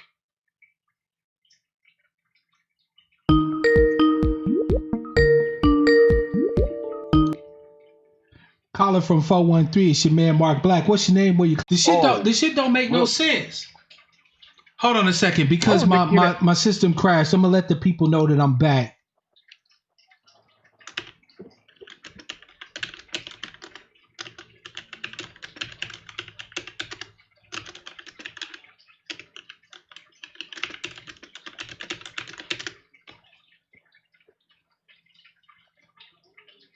Let me make sure my shit's back up and running, seats, because I want everybody to hear what you're saying, fam. Yep, it looks like I'm back. Cool. I just want to make sure everything is straight. Good. Okay, thank you, fam. Sorry about that. See, yeah, man, the thing is that I never bought into Nick's shtick. Because look, let's just keep it a buck, fam. Like, when you looked at Wild 'N Out, one of the things that they would regularly do as a part of the comedy is play a role, right? They would play a role. They would, imitate motherfuckers, right? Nick Cannon with that funny looking ass. When I first saw it on his head, fam, what's that thing that the sisters wear to keep their hair from getting fucked up? The bonnets. You know what I'm saying? I was like, why is this nigga wearing a bonnet? Like somebody said, nah, it's a turban, fam. I'm like, nah, that looked like a bonnet. You know what I'm saying? Like, so this nigga go from wilding out to wearing bonnets and shit. I just couldn't take it serious. So I guess I was one of the few people that just wasn't that fucked up behind Nick Cannon. I wasn't expecting anything from Nick Cannon. You know what? I was like, me expecting something from a black celebrity, it's like me going to an empty whorehouse and hoping somebody show up to give me something. Facts. Ain't happening. Exactly. You go to a whorehouse, you want to see some hoes. You go to these black celebrities, you get nothing. You get nothing. That's the crazy part about it, is we so inured to black celebrity that even when they give us nothing, we think we're actually getting something from them. My grandma used to have a saying. I mean, I'm not religious, but she used to have a saying: you can't get a $1 million answer from a 10-cent prayer. Problem is, people don't want to do the work. They don't want to read. We want everything microwave given to us. Absolutely. So when it's given, it's not appreciated. My father always taught me, when you do something for somebody, you never do it for free. Because they will hate you if you give it away. Oh, that's facts. One of my favorite authors, a man named Robert Heinlein, wrote in a book that I love to this day. I recommend it highly. It's called Stranger in a Strange Land. But in this book, he wrote that the hardest thing for human beings to do is to accept something given freely as a gift. We all struggle because we have, as a part of our evolution, this inherent sense of reciprocity, meaning that our social ties are somewhat strained when we get something for free. Now, this doesn't mean that we can't understand something is just a free gift and accept it in the spirit in which it's given. But it's something that we all tend to struggle with, right? Because we understand reciprocity. Our minds tell us, regardless of the fact of whether or not something is a gift, that you owe something at some point, right? You may not say that out loud. You may not be like, oh shit, man, why are you giving me this gift? I'm gonna have to give you something later. No, you don't do that. But there's an inherent sense that, okay, this was given to me. This means that I'm obligated to an extent to do something in return. You feel me? Right? So giving somebody something for free is very hard for them to accept it. Right? You know what I mean? Like so the thing is that your grandfather was right in the sense, not that we shouldn't give people anything necessarily for free, but people appreciate that which has a cost, that which has an effort. They feel like that there has been an even exchange, reciprocity. I provided the effort and I got X, right? That closes the books, right? That balances the sheet. You feel me? So your grandfather was right in the sense that you always should be giving your people. See, here's something else that I wish that we would talk about more, right? Is that we want so much from each other, but yet we're unwilling to give so much to each other. Like, the thing is that it's all right for you to want your people to back your play. It's all right for you to want your people to be with you, to be around you, to accept you, and so on and so forth. But how many of us are patently unacceptable, right? Like, we got bad attitudes, or we think we're entitled to something from folk, and then we wonder why our lives are miserable. Again, I was saying we won't fight to exercise our responsibilities, but then we sit there and be mad because we have no one that honors our rights. Because they come together. They're a matched pair. You can't have rights without responsibilities. That's all of us. It's like being a leader, right? You want all these privileges and the praise and all the merits of being a leader. Yep. But being a leader, that takes a lot of work and responsibility. That's on your shoulders. And a lot of people want to be leaders. Yeah. But they don't know how to be. Yeah. You know the thing is when I was in the Army. Remember, I was talking. We were talking one time, and I was telling you about about the officer that I respected when I was in the Army. The reason why I respected this man is because there was nothing he would ask us to do he couldn't do. Nothing. If he told us to dig in a trench, eat shit sandwiches, and jump up farting bullets, he could do it, or he wouldn't tell us to do it. And that's a motherfucker that you'll follow into nuclear hellfire. You see what I'm saying? Mm-hmm. The great, you know what? You don't even have to take my or your word for it, right? This is an old understanding. This is wisdom.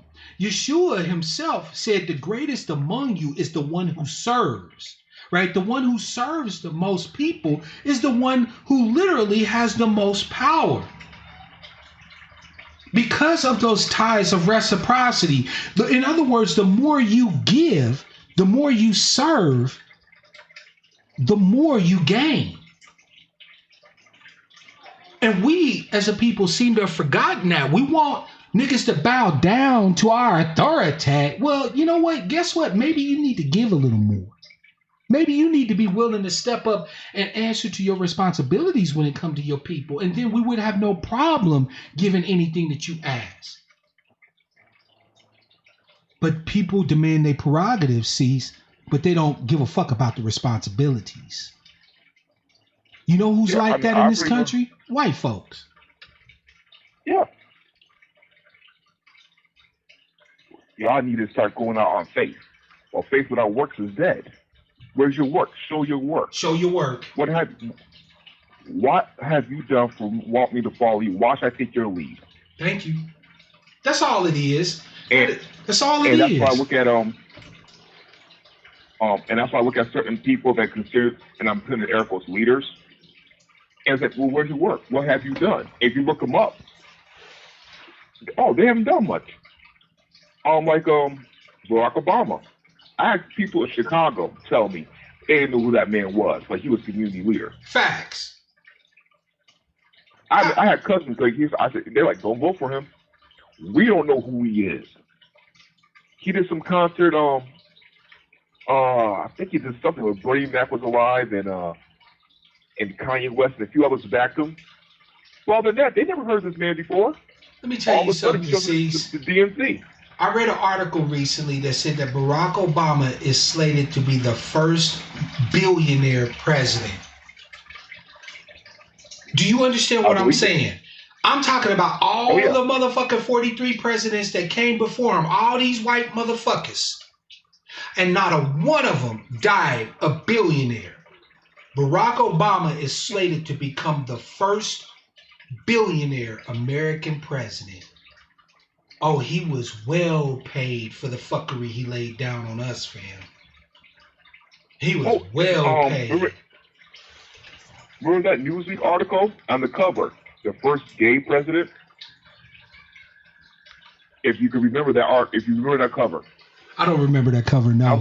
But it wouldn't surprise me. No, There's been rumors swirling for years about him. Well, no, I'm like, And after that, I kind of looked at him differently. That was like the breaking of the Rose Colored Shades with him. I'm like, okay. This man was groomed.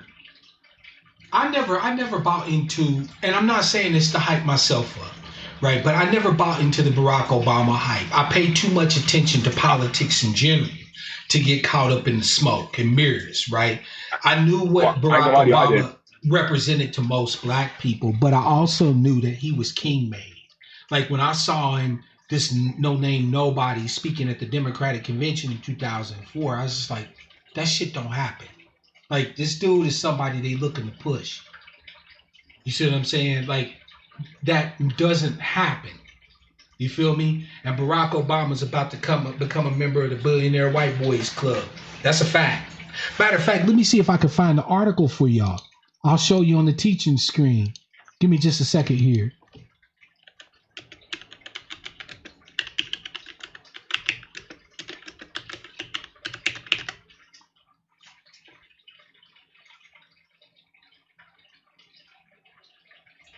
Here's an article on Hot 97.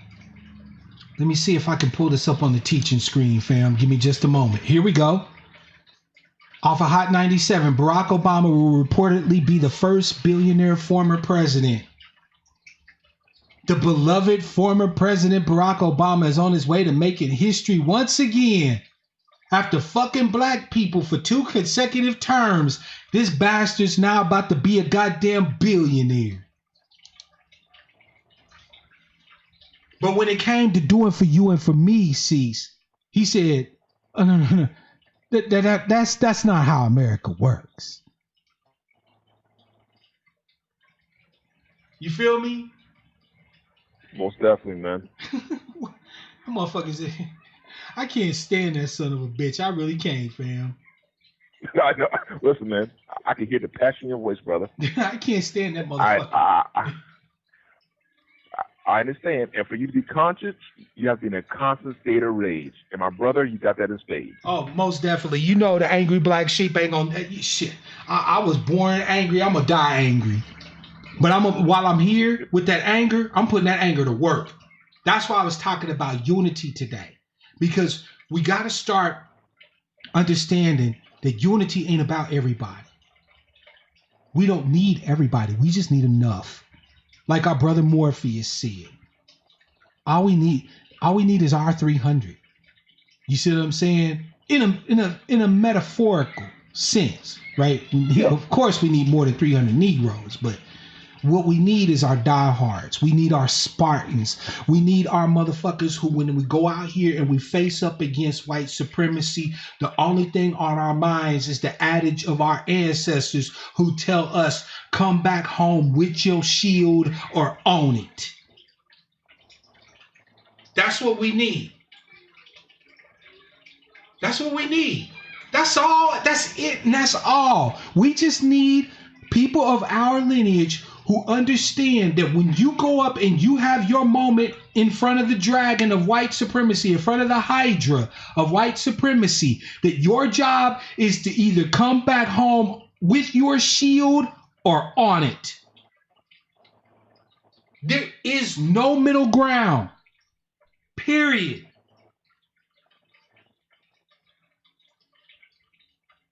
Fam, I'm gonna let you have the last word, man. Go ahead. Hey, man. Thanks for having me, man. It's always a pleasure, brother. You know that. Keep doing what you're doing. I know I've been around for a few weeks, but you keep doing what you're doing, man. And peace out to you in the chat. I appreciate you, brother, as always. Peace to you, man. Yeah, fam. The fact is our ancestors always knew that it was never going to be all of us. You think our ancestors, when they struggled against white supremacy, was sitting around waiting on every black motherfucker to get on board? Shit. They knew that a good portion of these Negroes was lost. Because, fam, you can't want more for somebody than they want for their damn self. Look, what was it that our esteemed ancestress Harriet Tubman said? She said, I freed 1,000 slaves. And I would have freed thousands more had they only accepted that they were enslaved. Fam, you got black people out here who shame our ancestors because they were enslaved. They won't even accept the fact that they descend from enslaved peoples. How the fuck are you supposed to unite with them? How you supposed to make something do what it do with them? They won't even accept their own goddamn lineage. That's why they susceptible to these motherfucking bootlicks, ne'er-do-wells, king-made agents. The fact is black people susceptible to agents because we won't accept the truth. The only person that you can't fucking trick is an honest one. Caller from 903. What's up, man? It's your black man. 903, what's good, fam? Talk to me. Hey, sir. How you doing? Man, as always, a pleasure talking with you. It's good to hear my brother's voice. How you doing, man, down there in fucking Coronaville? I'm all right. Hey, but I want to say one thing. You know, I told y'all I really wasn't a fan of John Lewis. I've been on his head for a long time. But what I did want to say is that, remember my tweet today? I said John Lewis and Alex Trebek, they had the same cancer. One lived in Canada and one didn't.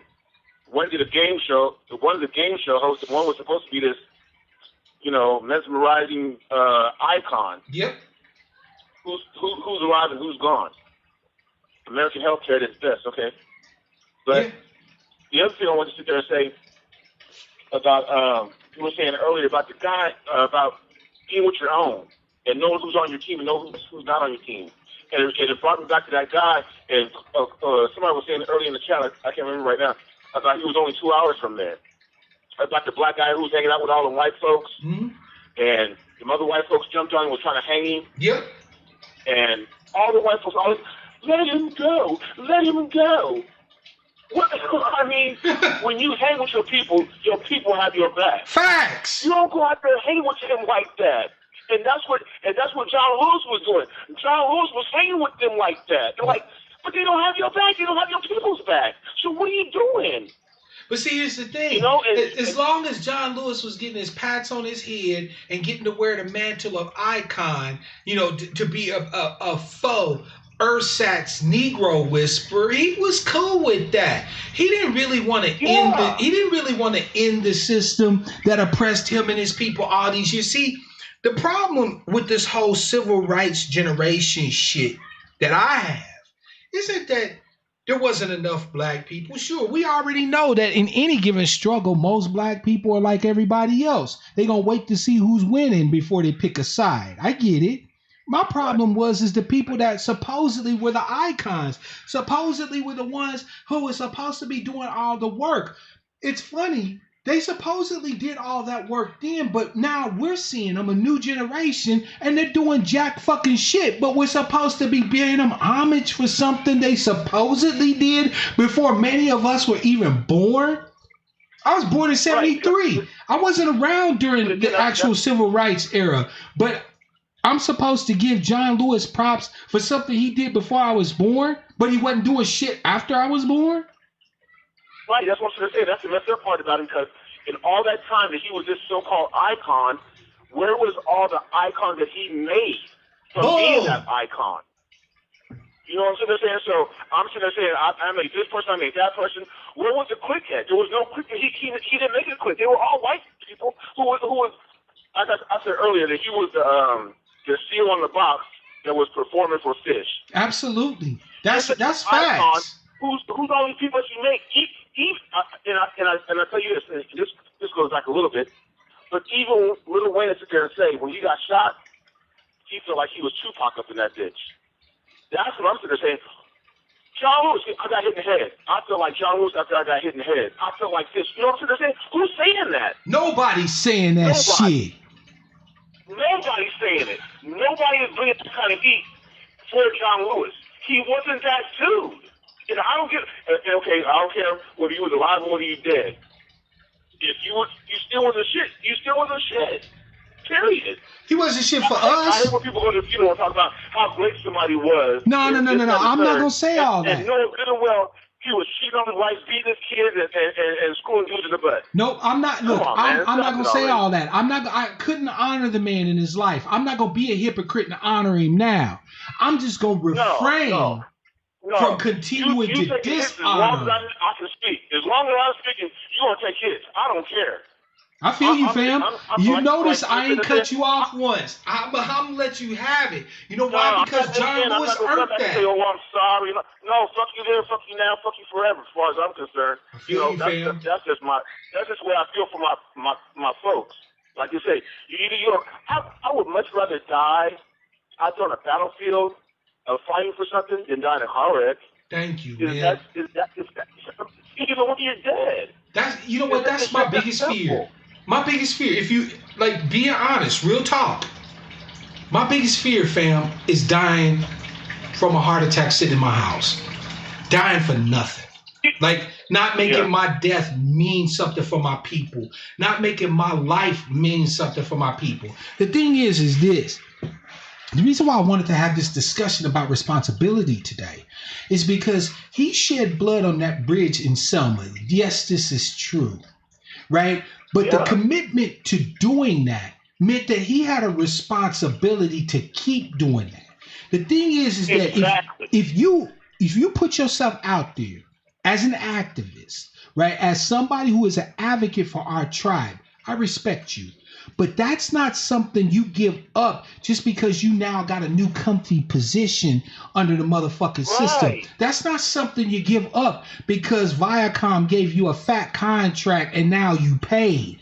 You either are with us and you speak with us and you ride with us and you speak for us, or you don't. And if you don't, I couldn't give a good goddamn what happens to you.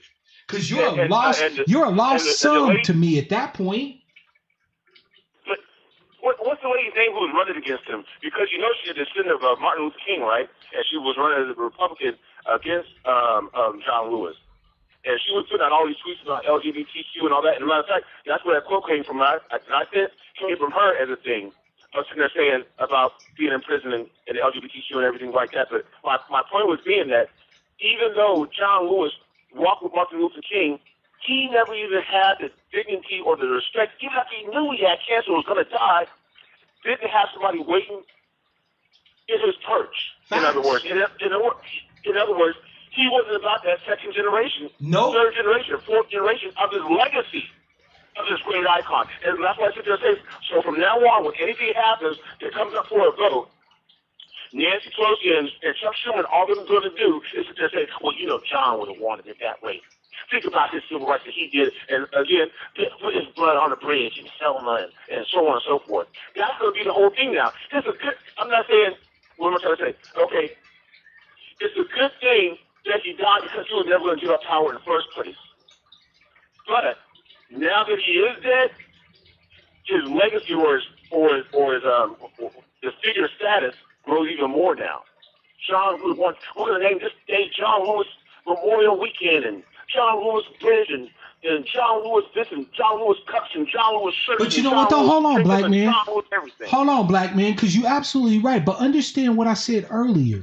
We make our icons, not them. See, that's the problem. No. I 100% agree. But listen to what I said. Nancy Pelosi and all them up on the Hill are going to do that. Fuck, who gives a fuck what they do? Man, who gives a man? Look, Nancy Pelosi better watch her. She better watch her own six, because that Shahid Buttar guy that's running against her he's drawing big fucking numbers so far. All he needs now is some people to throw some funding and some winds beneath his wings, and Nancy Pelosi might find her ass standing next to them $20,000 refrigerators eating ice cream and wondering what she gonna do next. That bitch ain't got time to be sitting up here trying to make up some fucking legacy or some fucking narrative about John Lewis. She better be watching her own goddamn six. Yes, I agree. I 100% agree. And all I'm sitting there saying for us is that I want us to focus on, like you said, I don't want us to focus on what he did in the past, because, you know, my mom and them, they love to do that. This is what I did for you then, and this. Okay, but that was like, you know, I was 15. Yeah, what you doing now? You know what I'm saying? I'm talking about now today. I ain't talking about what was back then. And like I said, they say, a brother can go to prison for 5 years, 10 years, or whatever the case might be, and be let out, but you go to prison. The cops always ask how many times you've been to prison, where you on probation for. That's none of your goddamn business. Facts. What are we talking about this ticket for right now? Yep. That's where I want us to stand at. But you're absolutely right, fam. You hit it on the barrelhead when you noted that for him to be a so-called icon, where's his legacy? Right? Where's the people that he raised up to come behind him? Now, I would have a hell of a lot more respect for John Lewis, even if he didn't necessarily accomplish much for us. If at the very least, he raised up people behind him that he taught how to work the game that could get something for us, right? If he was playing the motherfucking long game, right? Okay, so let's say John Lewis realized that they kind of had sidelined him and wasn't really going to let him get his hands on the levers. Okay, cool. I get it. You made your play, but it wasn't a successful play. So here's what you do. You put some other cats on that you now have in your back pocket, so that when legislation come up and you need co-sponsors, you ain't got to kiss nobody ass or beg nobody ass to put some shit down. You already got your people that you done raised up behind you who put their name on any legislation that you pushing. You ain't got to go to Missy Pelosi and beg her ass, Missy Pelosi, can you please put up this legislation for these Negroes? Oh, no, okay. Yeah. He didn't do that. That's what I'm saying. You knew you were sick. You knew you were dying. I know for a fact I'm dying. I know for a fact tomorrow I'm dying, right? But I guess years he's been known for quite some time that he knew he was dying. But in all that time, he never had anybody who was going to either step in his spot or be seen as in his right. In other words, you know what I'm saying? He didn't mentor who did he mentor? Tell me. Oh, he mentored all right. I bet you he had a bunch of little white staffers and a bunch of little Jewish staffers and shit that had a chance to work with the great civil rights icon John Lewis. It wasn't no niggas. Yeah. I bet he mentored quite a few folks.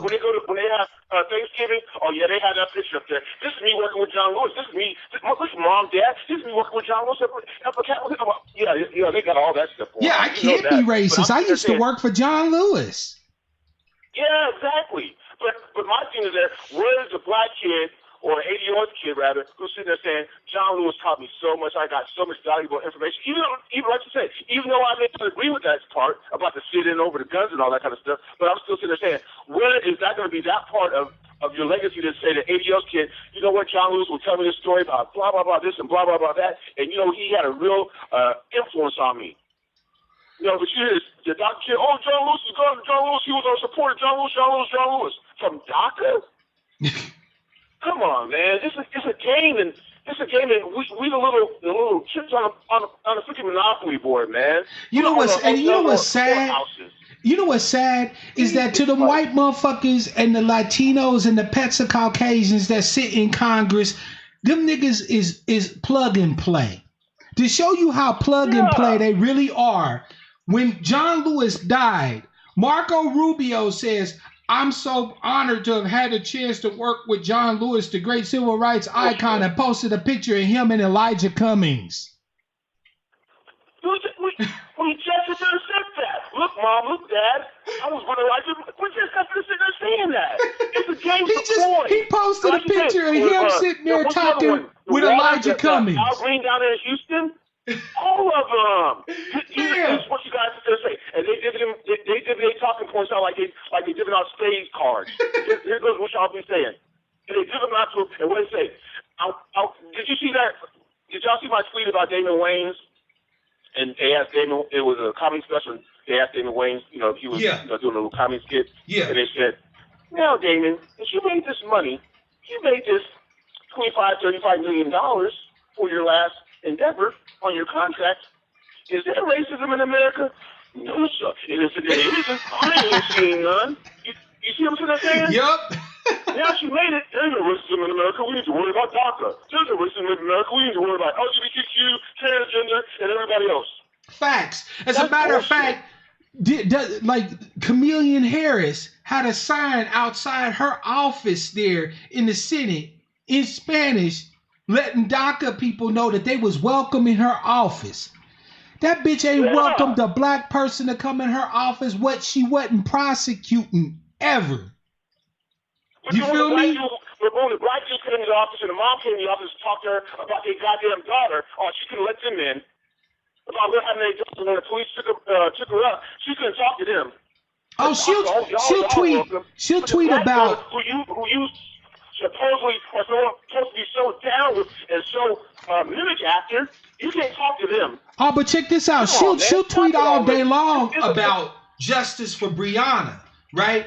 Now, but wait, hold on a second. No shade, no disrespect to this young lady's memory, but she will meet with the family of that Vanessa Guillen sister, or not sister, but the soldier, Vanessa Guillen, who was killed and murdered down there in Fort Hood. She'll go meet with their family, right? Like, see, that's the crazy part. Breonna gets murdered, and they'll shoot a tweet, nobody, right? But this woman get murdered, and now they're talking about changing the way that the military do everything and putting the independent prosecutors into place and this, that, and the third. You see what I'm saying? The whole thing of it is that these motherfuckers get in there. They not concerned about building no type of legacy for us. They concerned about getting their bag, right? Because Barack Obama, the magic Negro, is about to be the first billionaire president, something even white folks can't claim. Right? The thing is, fam, is that at the end of the day, you can't call somebody an icon who hasn't left a legacy. I'm not gonna ever call John Lewis an icon. An icon for what? He ain't left no legacy for us. If them white folks want to big him up, let them. The Buck will big up a whole bunch of motherfuckers I couldn't care less about. That's how we gonna have to start being when it comes to these politicians, celebrities. If the Buckwers bigging them up, let them big up them. We create our own icons. We have our own heroes. We tell our own narratives and our own stories. The stories and narratives and the heroes and the paragons and the icons that serve us. Fuck the rest of them. Right. I 100% agree. And my thing is, and, okay, we don't agree on Cap. We really don't. I know that. But this is what I do want to say on your behalf, though, with Cap, all right? I want you to take the NFL owners as a whole, right? We all know they're billionaires, right?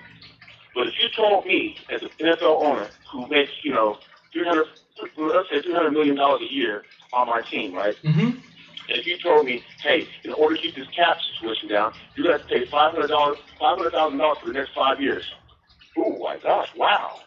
That's a Walmart bill to them. Mm-hmm. That's nothing. That's nothing. So when you sit there saying that kind of stuff, like, we're making real changes in the NFL, we're going to do this, we're going to do that, and to keep it on the hush-hush behind the doors, they're saying, well, everyone is going to have to pay $500,000 in order to get him paid, and the hush money kind of a thing. Yep. You see what I'm saying? They're saying, and I do agree with you on that part, but I'm still proud of the fact that he said what he said and did what he did at the time. No, don't get me wrong, fam. My issue with Cap isn't my issue with Cap isn't that he didn't do what he did and said what he said. Cap stood on his square, and I give him mad props for that. Mad props. My thing is though, is that if you notice, that didn't really hurt Cap none. You feel me? And I'm not saying I wanted to see the brother suffer. Not at all. But my point is it's a little hard for me to feel sorry for you when you getting, multi-million-dollar contracts with Nike and all these other people after your foot. I mean, damn, he's getting shit that most brothers would have to be broken up on the motherfucking football field in order to get access to. That says something. Now, what this means to me is not that he's suspect, but he bears watching. I don't feel easy trusting Cap no more. You see what I'm saying? Because he who has to go makes the rules. Cap is not exempt from that. And unless he's willing to throw all that shit in the trash, and he remains willing to do that, at some point we're going to see a side of Cap we didn't want to see or we didn't think was there. That's what I'm saying, fam. They got that special coming out, so we'll see. There's going to be a lot to see and learn. Yeah, we'll see. So I just sit there and say, from my point of view, we'll see. I mean, Cap is still on that black and brown people shit. Even though Cap know that it wasn't brown people getting smoked willy nilly by the cops, it was black folk. So Cap he still got his issues too. He still got more shit that he can learn. He still got more advocacy that he can rip off, for us. Right? So, again, I'm just not really with elevating anybody but you, black man, Sister Alma, Sister Jacqueline. I'm with elevating y'all. Y'all's voices, for the first time in this motherfucker, need to be heard. And what are y'all screaming? Y'all screaming justice, reparations, remuneration, restoration, repair. Y'all's voice is the one that's going to get the primacy of place in my head. Nobody else's. I don't give a fuck about no celebrity voice, period. It's time for the people to talk. And I'm right there with you when you just say that. That's what I was getting so mad. Well, I've been like this for a while about, I was still probably in my early 20s and stuff. And I would get so mad when people would sit there and watch, Jerry Springer. Go Jerry. And with, you are not the father, and all that other stuff. And then when the Housewives of Atlanta came on, and my wife would be so into it, I'm like, what do you watch that for? There's nothing worse than watching pretty black women fight over stupid nonsense. There ain't nothing worse than watching black people fight, period. Truth be told. And then you have this whole thing with Will and Jada, and I'm like, I don't understand it because I don't understand the logic behind Jada, period. But I'm saying, too, behind all the busybody behind that, there's people down in the streets and trying to protest, and we worried about that. Same thing, like, where are we at for real? I mean, really, where are we at? I'm not saying for the angry black sheep. I'm talking about it for a community as a whole. Where are we really at? This is what I'm here to tell you, though, black man. Stop worrying about where we at. Find your people and unify with them. This, like I said, this advocacy becomes real fucking simple. Find your people and get with them. That's your duty, your responsibility, and that's what will ensure your rights. Like I told you earlier, I said this earlier, I said this a million times before. Back when I could first start buying guns, I've been buying, and I'm 50 now. But my thing was back then, I was sitting there telling people, what are y'all doing? And like I said before, now, back then I was crazy, I was a gun nut. Oh, you white boy, you like to go hunt, you go shoot stuff, and you kill stuff, you're mean, and blah, blah, blah, blah, blah. You can go to the store for that. We ain't got to do that no more, nigga. But now, it's like, what do you recommend for buying this? What would you recommend on buying that? What would you recommend on caliber? Don't you love it, fam? There's an old saying, he who laughs last laughs best. Yeah, but I don't want to laugh no more. Now I'm mad at y'all because y'all stopped at me as a joke. Now y'all want to come at me like, this is a serious thought. It's like you have this show, you have your show right now, right? Yeah. And it didn't, all of a sudden you broke the 500,000 followers, right? Mm-hmm. And you said understand, but y'all wasn't with me when I only had the 30 or the 50 followers. Yep. Y'all coming on the bandwagon now that I have 500,000. You see what I'm saying? And that's why I was trying to sit there and tell them. Yep. It's hard for me to talk to y'all now because I'm like, y'all want to know everything right now all at once, and it takes years. Like I said, I've been buying since I was in my 20s or in my since I was first legal to buy something, I started buying. Facts. And now I'm 50. I won't be here another 20, I don't think. But you know what though, black man, this is what I tell you, fam. If you do decide to share your knowledge, do it because that's what you do, right? Can't nobody tell you to do it. Can't nobody make you do it. At this point, fam, you in the driver's seat. Like I said, he who laughs last laughs best. There's a lot of knowledge that brothers and sisters had that was laughed at, discarded. A lot of folk, people say, oh, you served in the army. Black men don't belong in no white man army. But now them same motherfuckers is asking me questions about what is the National Guard going to do? What does martial law mean? Yeah. But you know what though? Yeah. Fam, I'm not here to shit on them. You know what I'm saying? I got it. And more importantly, I'm inclined to give them that information. You see what I'm saying? So they don't have to beg me for it. They don't have to kowtow themselves to me to get it or whatever the case may be. Fam, I got infinite grace for you. I ain't got shit for nobody else. I got infinite grace for my tribe. I got infinite grace, man. I will find a motherfucking way. But I'm saying you don't have to do that. You don't owe nobody, not even members of our tribe, any grace. If you give it to them, it's a free gift. That's what grace means. Something completely undeserved, yet given anyway. If you issue grace, fam, it's your choice to do that. You don't owe these niggas or anybody else nothing. You owe your people. I am your people because I'm demonstratively your people. I want I share with you. Yeah, I want what you want, and we found a way to come together, right? If people ain't doing that, don't waste your time, fam. Don't waste your time. All right, Mark. Hey, Sam, appreciate you. Always a pleasure, my brother. Hey, hello. I'll talk to y'all later. Thanks for the time. Yes, sir. Peace. Talk to you later. Another great call from Black Man 903. Fam, I mean, at the end of the day, you can make this shit difficult or you can make it easy. Our ancestors didn't come to make us struggle. Our ancestors came to make our way smooth. You feel me? Our ancestors came and struggled and bled and died and lived to make our way smooth. Caller from 301, it's your man Mark Black. What's your name, where you calling from, and what's on your mind? Hello, caller from 301, it's your man Mark Black. Hello, Brother Mark. Brother Richard, hey, it's been a long time no see, Brother Elder. How you doing, man? Well, I see your cognitive function still working excellent, and we're gonna keep that our little secret, brother. It's still working excellent. Yeah, it's been a while, but I'm still hanging in here, my brother. It's good to hear, brother. It's good to hear. What's on your mind, Elder? Talk to us. Okay, yeah. I wanted to first and foremost, I wanted to commend you on helping us on focusing on keeping our eye on the prize. Yes, sir. I was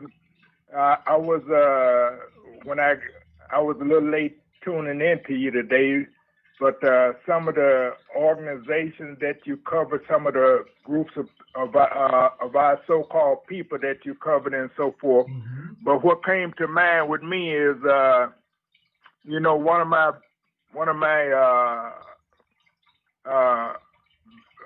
scriptures in the Bible that I refer to time and time again, and it's in Ecclesiastes, and it says it's a time and a season for everything. Facts. And seem as though seems as though you're bringing it to light right now. What time is it politically, socially, and economically? What time is it, you know? What is the most consequential thing that we should be focusing on now? You know, we're getting distractions all over. We're getting distractions all over the country, and you can see it where the certain organizations like the NAACP, they selling out. Yep. You know, the CBS trying to get them to go into Hollywood and so forth. How is it that the NAACP is not leading? We got a lot of people that's becoming more followers than we're putting them in a position of leadership, but they're not leading. They're becoming more of a follower. Like when you were speaking about John Lewis' legacy, compare his legacy to Adam Clayton Powell Jr. Adam Clayton Powell Jr. had his, you know, issues. He had his weaknesses and he had his greatness and so forth. Right. But when he went to Congress and so forth, he took the position that he was going to be a leader. He was going to advocate for the things that he wanted and everything. We sent a lot of people to Congress, which they said is the CBC, and they more followers than they are leaders. If you would ask any ADOS person today, what legislation can you attribute to John Conyers the whole time he was in Congress? What was the main legislation that stands out? HR 40. That will forever enshrine his legacy in the pantheon of, HR 40. Black leadership and so forth. Now I bet you, I would bet you a dollar to a dime that you could probably count on your hand the number of people in the ADOS community that could pinpoint what legislation he put. That he was a lead on, that he was out there. Was he a lead on criminal justice? Was he a lead on what type of social legislation for ADOS community was he really a lead on? Except for HR 40, nothing that I can remember. It's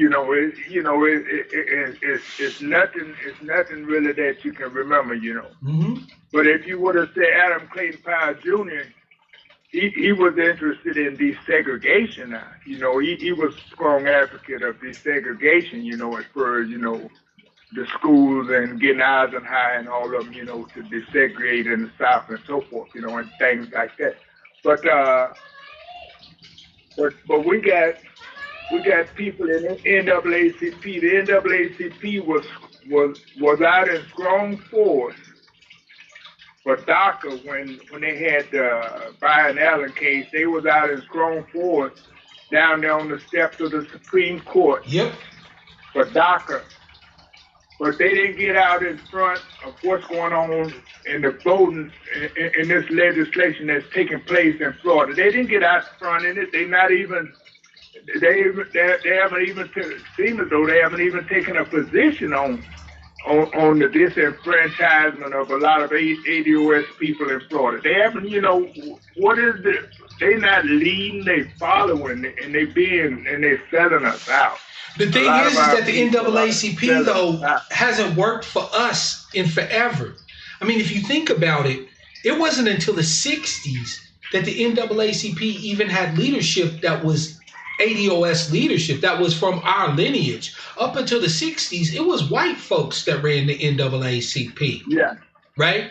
We can't forget that, right? Because how a thing starts is how it finishes. You feel me? The thing is that expect leadership from the NAACP anyway, because the NAACP is bought and traded on the motherfucking stock market, Elder Richard. Okay. They a corporation. They only care about like everything else that a corporation care about, which is the bottom line. That's it. Right. We don't suit the bottom line. Advocacy for the Negro, right? Advocacy for the descendants of the enslaved in the United States of America don't pay no bills. And if you're a publicly traded company, What you gonna do? Do advocacy for a project that white folks might, so at least some white folks might give a fuck about and contribute money to? Or are you gonna do advocacy for justice? Because in a capitalist system where you being bought and sold on stock markets, you can't do both. You can do one or the other one. So at this particular point, Brother Elder, it's useless for us to even expect any type of advocacy from the NAACP. Matter of fact, I don't even call them the National Association for the Advancement of Colored People no more. You know what I'm saying? What they are is the National Association of Advancement for Caucasian People. You know what I'm saying? Or Caucasian pets. You know what I mean? That's really what they are. If you a pet of Caucasians, you can get the NAACP on your team. If you Filipino, they'll back your civil rights struggle. If you Latino, they'll back you. But if you a descendant of the enslaved, man, you can miss the NAACP. They ain't got time for you. Right. Yeah. You know, I see where you're coming from. I mean, and it's the same with the other groups. Like, very interesting. It's the same with the other groups too. What's them now is they public and is they stocks and everything. They they on the stock market, Brother Elder. You don't have to take my word for it. If you stand by, I will actually find you the information. Give me just a second here.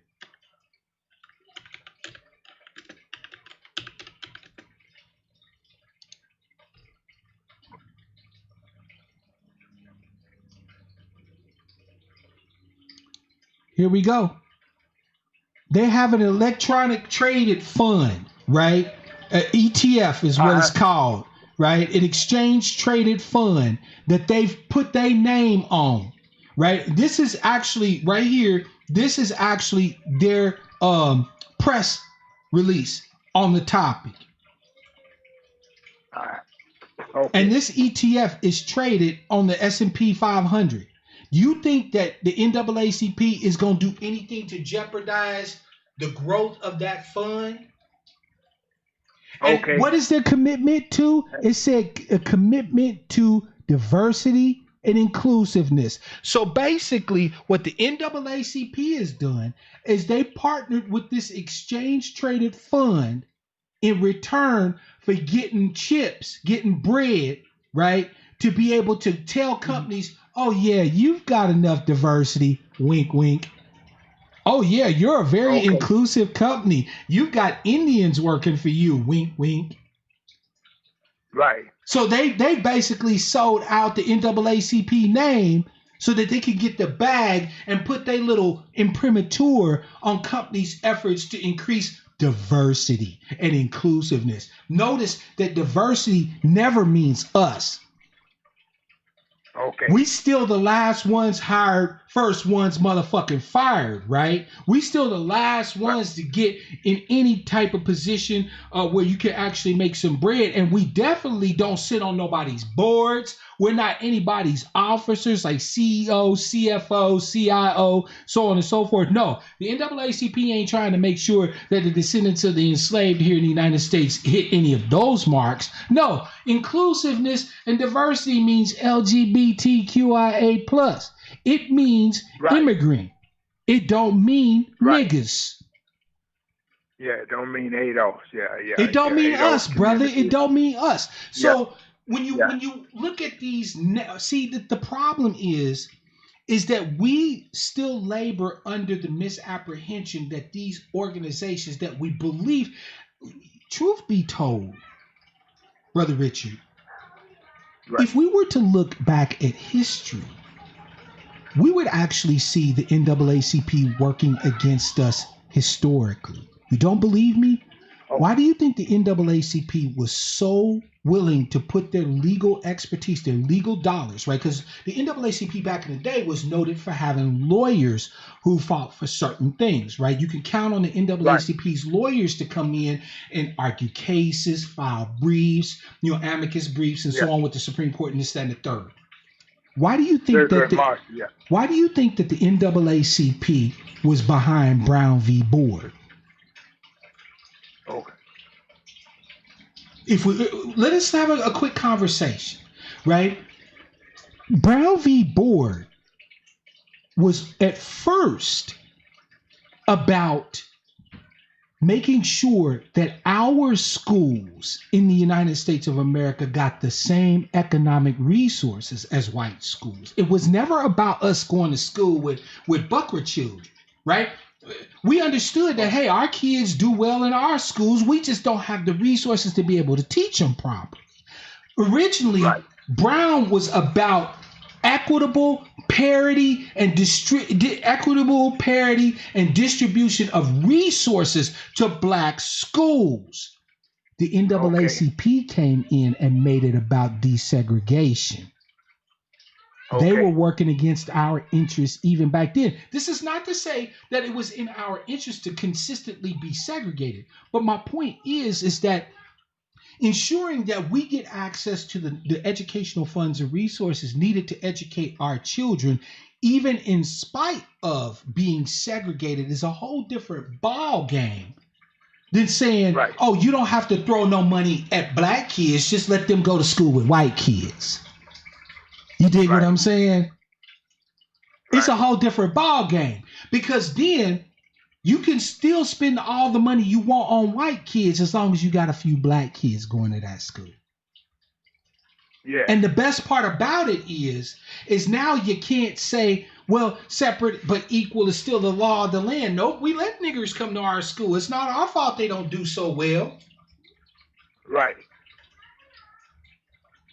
They're able to come to the best schools now. They can go to any school they like. We're diverse. Mm-hmm. But yet the teachers are still racist. The administration is still racist. They still, per capita, spending way more money on education per white child than they are per black child. But the NAACP was able to provide cover for them to be able to do that by making it not about parity, not about economic parity and the ability for us to educate our children with the resources that belong to us, but about making it to where we need to be with them in order to get access to any resources. Oh, okay.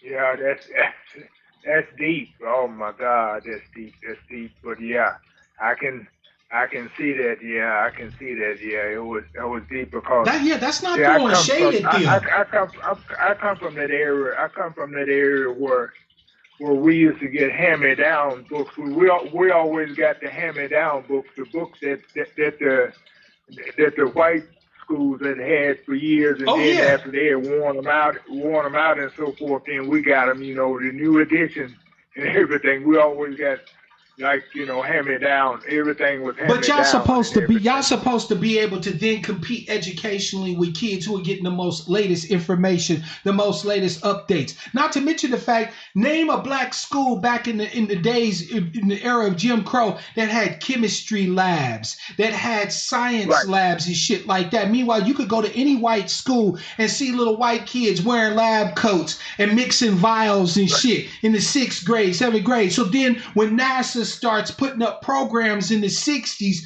to try to get people on the moon, who do you think is likely to get those jobs? Some black kid who's the class that they were able to most learn something, how to do something in, was wood shop, or the white boy who was taking chemistry classes, who was taking motherfucking organic chemistry and inorganic chemistry and shit like that, who was able to take pre-engineering classes in high school.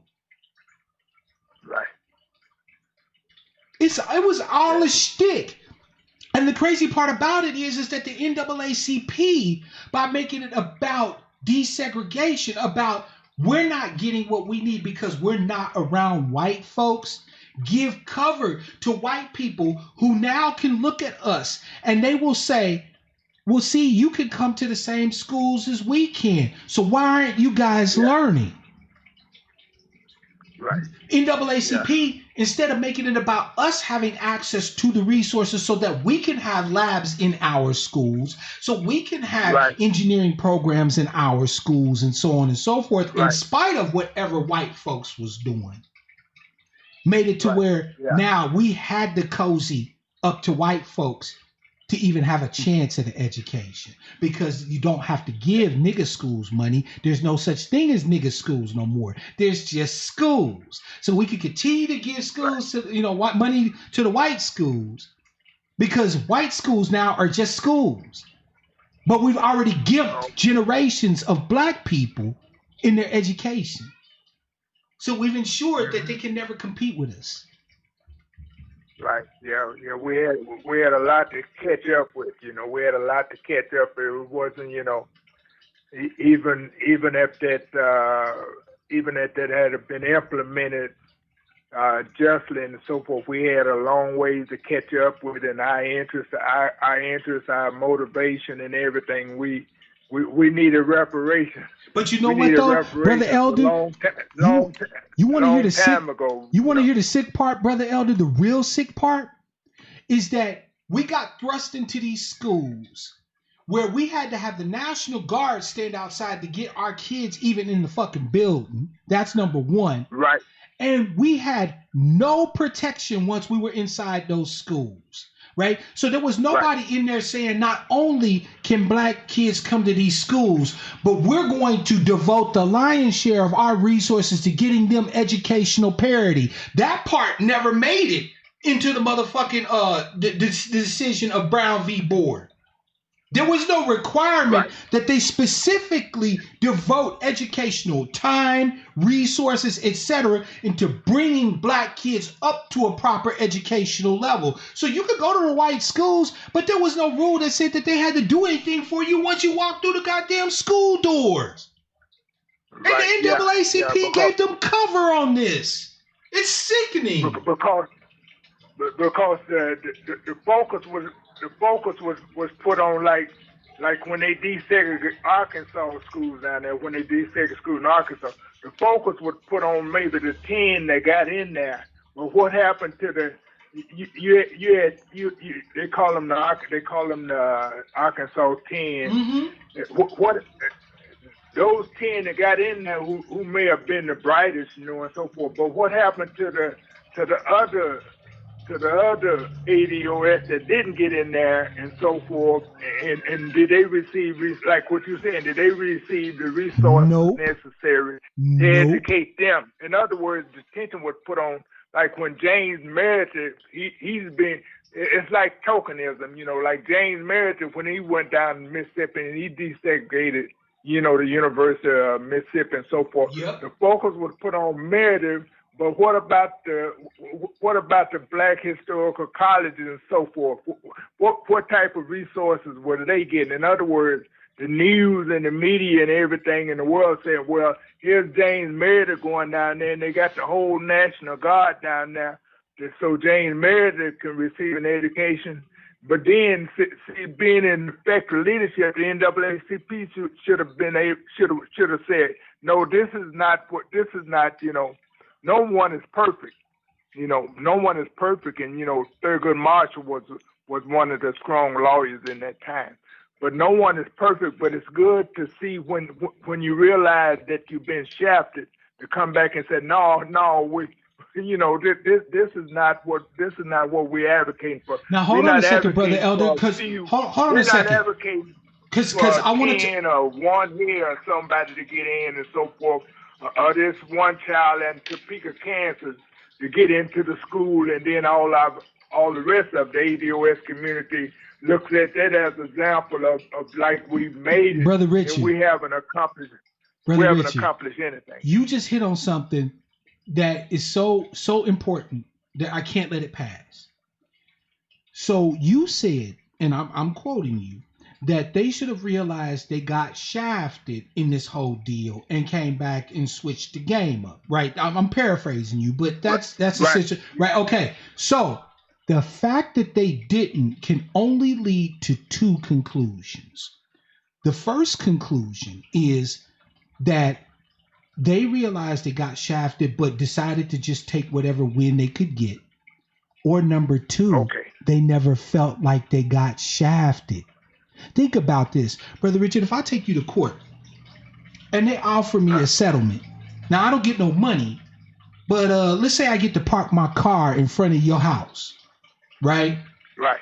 And I don't complain about it. I don't say, wait a minute, no, that wasn't what I was suing for. I need remuneration. If I don't come back and say something after the judge has issued that ruling, that only means two things. One, either I was just willing to take whatever I could get, or all I wanted to do was park my car in front of your house to begin with. Right. So the fact that the NAACP never came back after Brown v. Board said, no, wait a minute. Look, our schools are still not getting the resources they need. Yeah, it's great that you got some kids now that are able to go and be educated without segregation. That's all fine and dandy, but you still got thousands of black kids that ain't getting access to education. What the fuck? The fact that they didn't do that can only lead you to two conclusions. One, that they were incompetent, or two, that's exactly what they wanted from Jump Street. Right. Right. That's it. Yes. That's deep thinking. That was why, Brother Elder, I was telling you that if you look back at history itself will tell you that the NAACP ain't really quite been what we always thought it was. Because nothing I said is controversial, and nothing I said, more importantly, is untrue. Brown v. Board did not increase the amount of resources available to the vast majority of black students who still remained in segregated schools for decades after the ruling of Brown v. Board. As a matter of fact, even to this day, primarily black schools still lack in fucking resources. So for all that the NAACP was supposed to have done something to help black people, how much did they actually really help us? They got a few tokens into school and called it all good. Because now some of them could go to school with their beloved white folks. Right. Meanwhile, the vast majority of us were left eating dust. And the historical black colleges and so forth still lagging behind and everything, it's just, you have deep insight on that, and you have various, perspectives and everything, and a good way to look at things, like it's deep thinking, that's what I appreciate about you, that your thinking is varied, it's just not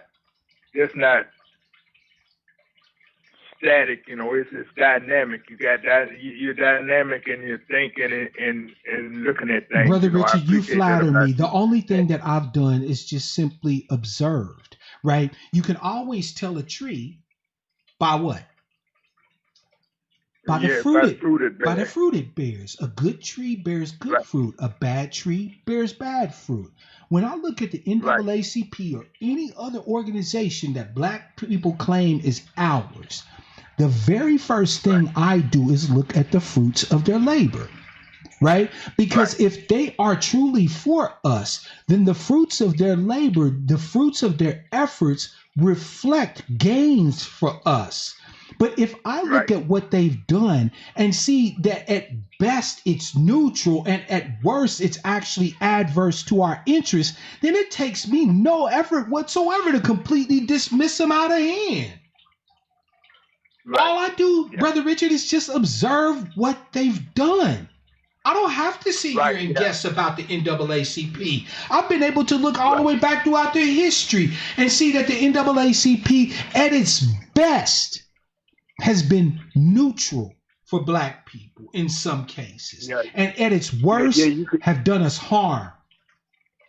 Yeah, you can see why Du Bois got out of that. He's seen what they were all about. Yeah. Du Bois was one of the. And Du Bois got played. I'm willing to, because I believe that Du Bois was a race man, but Du Bois also had. It was strange when I read about W.E.B. Du Bois in his life. the one thing that consistently set with me is his double-mindedness. On one hand, it was clear that he wanted better for black people in general, okay? But then on the other hand, there was this element of him that always thought that even if we had it good, we wouldn't know what to do with having it good. If that makes any sense.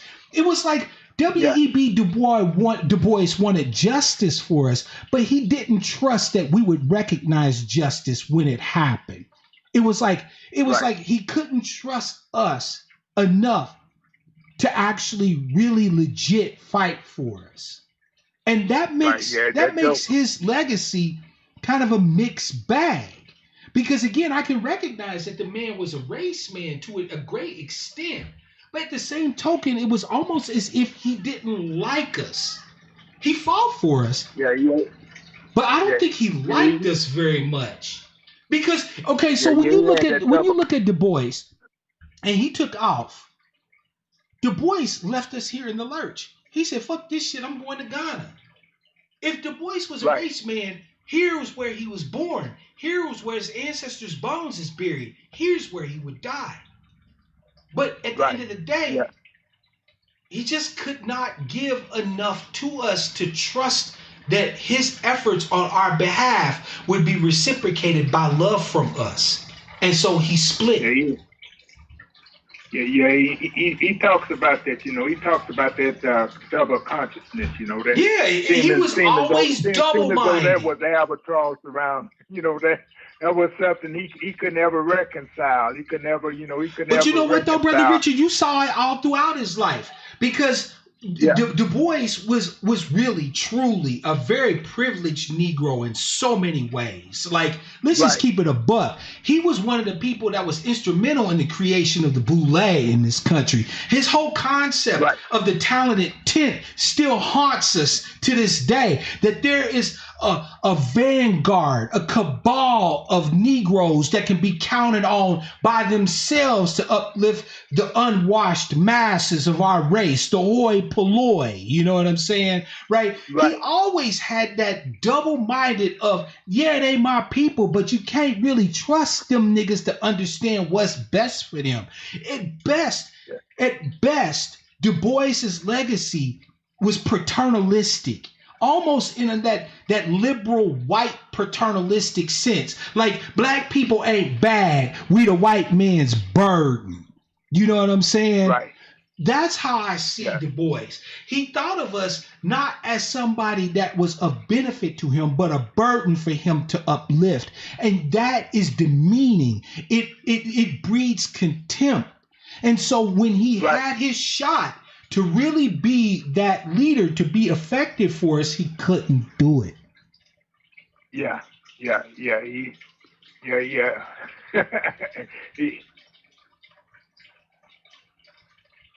he couldn't do it. Yeah. And Big Unc, I'm not saying that Du Bois there wasn't other shit going on. I'm just talking about the brother in the sense that I recognized that there was a split spirit in him. There was part of him who understood that justice for his people was the only way forward. But there was also a part of the brother that didn't trust us, that really didn't connect with us like he should have. He reminded me a lot of these Negroes that go to college and discover blackness. When it's new to you, you know what I'm saying? But even if you look at his work, The Souls of Black Folk, right? When he traveled throughout the South and shit like that. If you notice, if you read the way he wrote his narrative, he wrote it almost in the sense of an outsider, like that's them Negroes. And I'm just cataloging it. I'm just, detailing it. He never wrote himself in the story. We weren't his people. We weren't his Negroes. It was them Southern Negroes and him. He always had this sense of being separate from the race. And you can't advocate for me properly if you don't see yourself as a part of me. One thing that was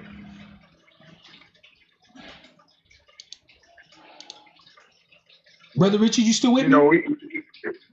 Yes, one thing that was instrumental, the only one thing that was instrumental in his life was when he was advised to go to school in the South. If he had never gone, he wanted to go straight to Harvard. He's from that New England area, but New England area, but he wanted to go to school. He wanted to go to school.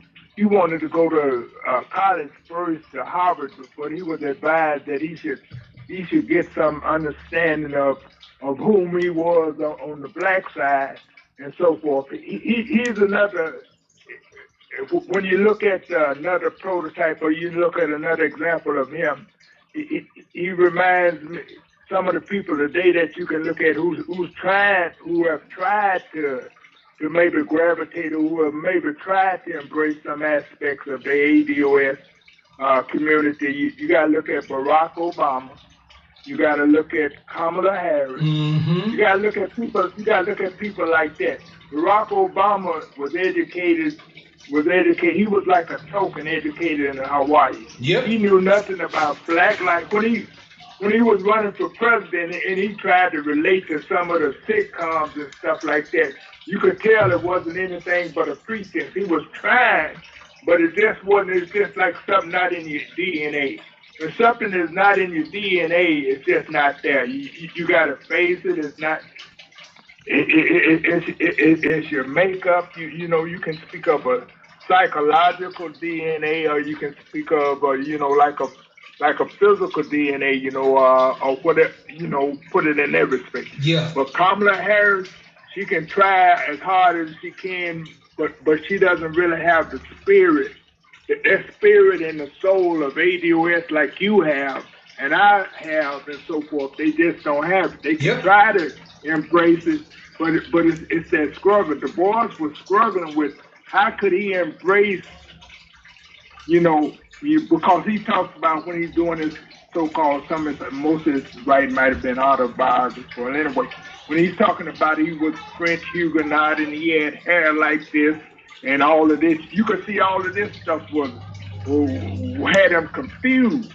He just couldn't identify. He couldn't completely ever identify as being ADOS. Yeah. This balance, that's facts. This struggle in this balance between, this double consciousness, it was something that I don't think he was ever able to resolve. And like you said, when he wound up in Ghana, any advocates for ADOS like Malcolm X and Dr. King, they have gone abroad, they have traveled and so forth, but they always come back. Here. They always came back and realized that they had to advocate. They used that as learning and so forth, but they always came back and advocated for our cause and everything. They didn't separate. Like the boys, he got a commission from Nkrumah to go over there and do some, educational work and so forth. Yeah. But it's as though he probably said, well, I'm at the end of my life anyway. And it's just like, it's not like you like a Moses or you like, maybe the Ayatollah and so forth, when in your old age you realize that I still can do something for my people, Yep. I think he just threw the towel. He reached the point where he said, when you got a TKO, in your corner, say, look at you and say, we got to throw the towel in. Yep, I think he just threw the towel in. He had tried. He had been too scattered in his life. He had tried Pan-Africanism. He had tried the NAACP. He had tried to be an educator. He tried communism. He tried everything. He tried everything, but he realized that he just didn't know. He had intellectual, he had intellectual ability and so forth. He could articulate himself very well, but at the end of the day, he couldn't feel us, and that was what made him nigh on useless to us. Yeah. I argue strongly, Brother Elder, that at the end of the day, if you can't acknowledge our heritage, our lineage, you're never going to be of any use to us. Which is why I keep pressing home what Yvette said of claiming the name. You gotta claim the name. You are a descendant, a child of the enslaved in the United States. You need to pick that shit up, hold it close to your breast, and claim it proudly. Because if you can't do that, then you don't know who we are. And if you don't know who we are, you can't advocate for us. You're of no use to us. It doesn't matter how erudite you are, how educated you are, how much resources you have, how many connections you have. If you're not tied to this lineage, this heritage like I am, you cannot speak for me. Right. Period. You can't. And these celebs, the Oprah Winfrey, and these celebs and stuff, they cannot lead. They cannot lead our just cause. The people, the people, some of the people that are in control and have a lot of power and influence, they're trying to dictate to us who our leaders should be or who should be out front and so forth. But these celebs and these entertainers, celebs, athletes, and Oprah Winfrey and Gayle King and all of these people, they cannot lead us. It has to be a grassroots, as Malcolm talked about. That's facts. It has to be a grassroots that's leading this. But you know what though, Brother Richard? That has to be up to us. Because they can prop these fools up in front of us. But it's up to us whether we accept them or not. And I'm trying to tell our people, let them go. Let them propped up figureheads go. They don't speak for us. They do not speak with our voice. They do not understand what we face. They've been bought and sold. They don't speak for me. I'm a runaway. You can't buy and sell me. Right. I refuse to be the property of anybody. I belong to my people. My life belongs to my people. That's how I can say what I say and not have to pull nothing back, not have to issue mea culpas the next day because I offended somebody. I don't give a fuck about them being offended. What can they take from me that they haven't already taken from me? What can they take from my people that they haven't already taken from my people? You can't stop me because you can't control me. You can't buy me. I don't have anything you can take. Yes, you can. That's it. You feel me, Brother Richard? We ain't got nothing left. 2053 ain't waiting on nobody. And if we don't fight with the greatest fight we've ever fought, we will not have a chance to do it again. Well, we got to be cognizant. We got to be cognizant of the fact that 2053 might have been reduced now because of this virus down to 2043 or you ain't 2033. Brother Elder, I would argue we might be talking about 2023, fam. Think about it. You're going to have millions of black people by the end of this year, homeless, haven't been evicted or haven't been foreclosed on due to the fact that they haven't been able to pay their rent, that they haven't been able to pay their mortgages. And what are we going to do then? Evicted and foreclosed on and thrust out into the motherfucking streets during a goddamn pandemic. It may not even be 2053 we waiting on. If we see 2023, it's going to be a goddamn miracle. Yeah, you got that right, my brother. You got that right. Brother Elder, hey, man, I'm going to go ahead and start to wrap her up. But, man, I just want to say thank you as always. It's been a blessing. It's been a blessing for us to be able to communicate again, to have a dialogue and everything. And I appreciate you, my brother. I appreciate you too as well, brother. Doing and keep enlightening our people and keep our eye on the prize. Yes, sir. I will. So thank you. Brother. Peace. Another great call by the Elder. Fam, I'm going to start to wrap it up. But I will say this. I hope today that we leave this broadcast with a new understanding of unity. I don't expect that you go out there and get everybody to think the same way that you do or that we do. What I expect you to do is to find the people that think the way you do and get with them. Find your tribe. Find the tribe members that want the same thing for you, that want the same thing that you want. Because remember, family, you can't want more for somebody else than they want for themselves. And if you listen and you pay attention, they will tell you if they're with you or not. You won't have to guess. When you start talking about justice for our people, when you start talking about walking in the shoes of our ancestors and standing in their stead in this final push for this final fight against the final boss, if you don't see the same fire in them that's in you, you already know. You don't have to worry about them. You don't have to worry about them. You don't have to stress them. You don't have to give them no headspace. You don't have to give them no time, no energy. This advocacy is easy. So, fam, with that said, I want to thank all my callers tonight. They were, Monty, they were definitely fire tonight. I want to thank all of you who watched live. I want to thank all of you who will catch this on the re-up. Fam, at the end of the day, nobody coming to you who's talking about rights but never mentions responsibilities, nobody who does that can be trusted. Nobody.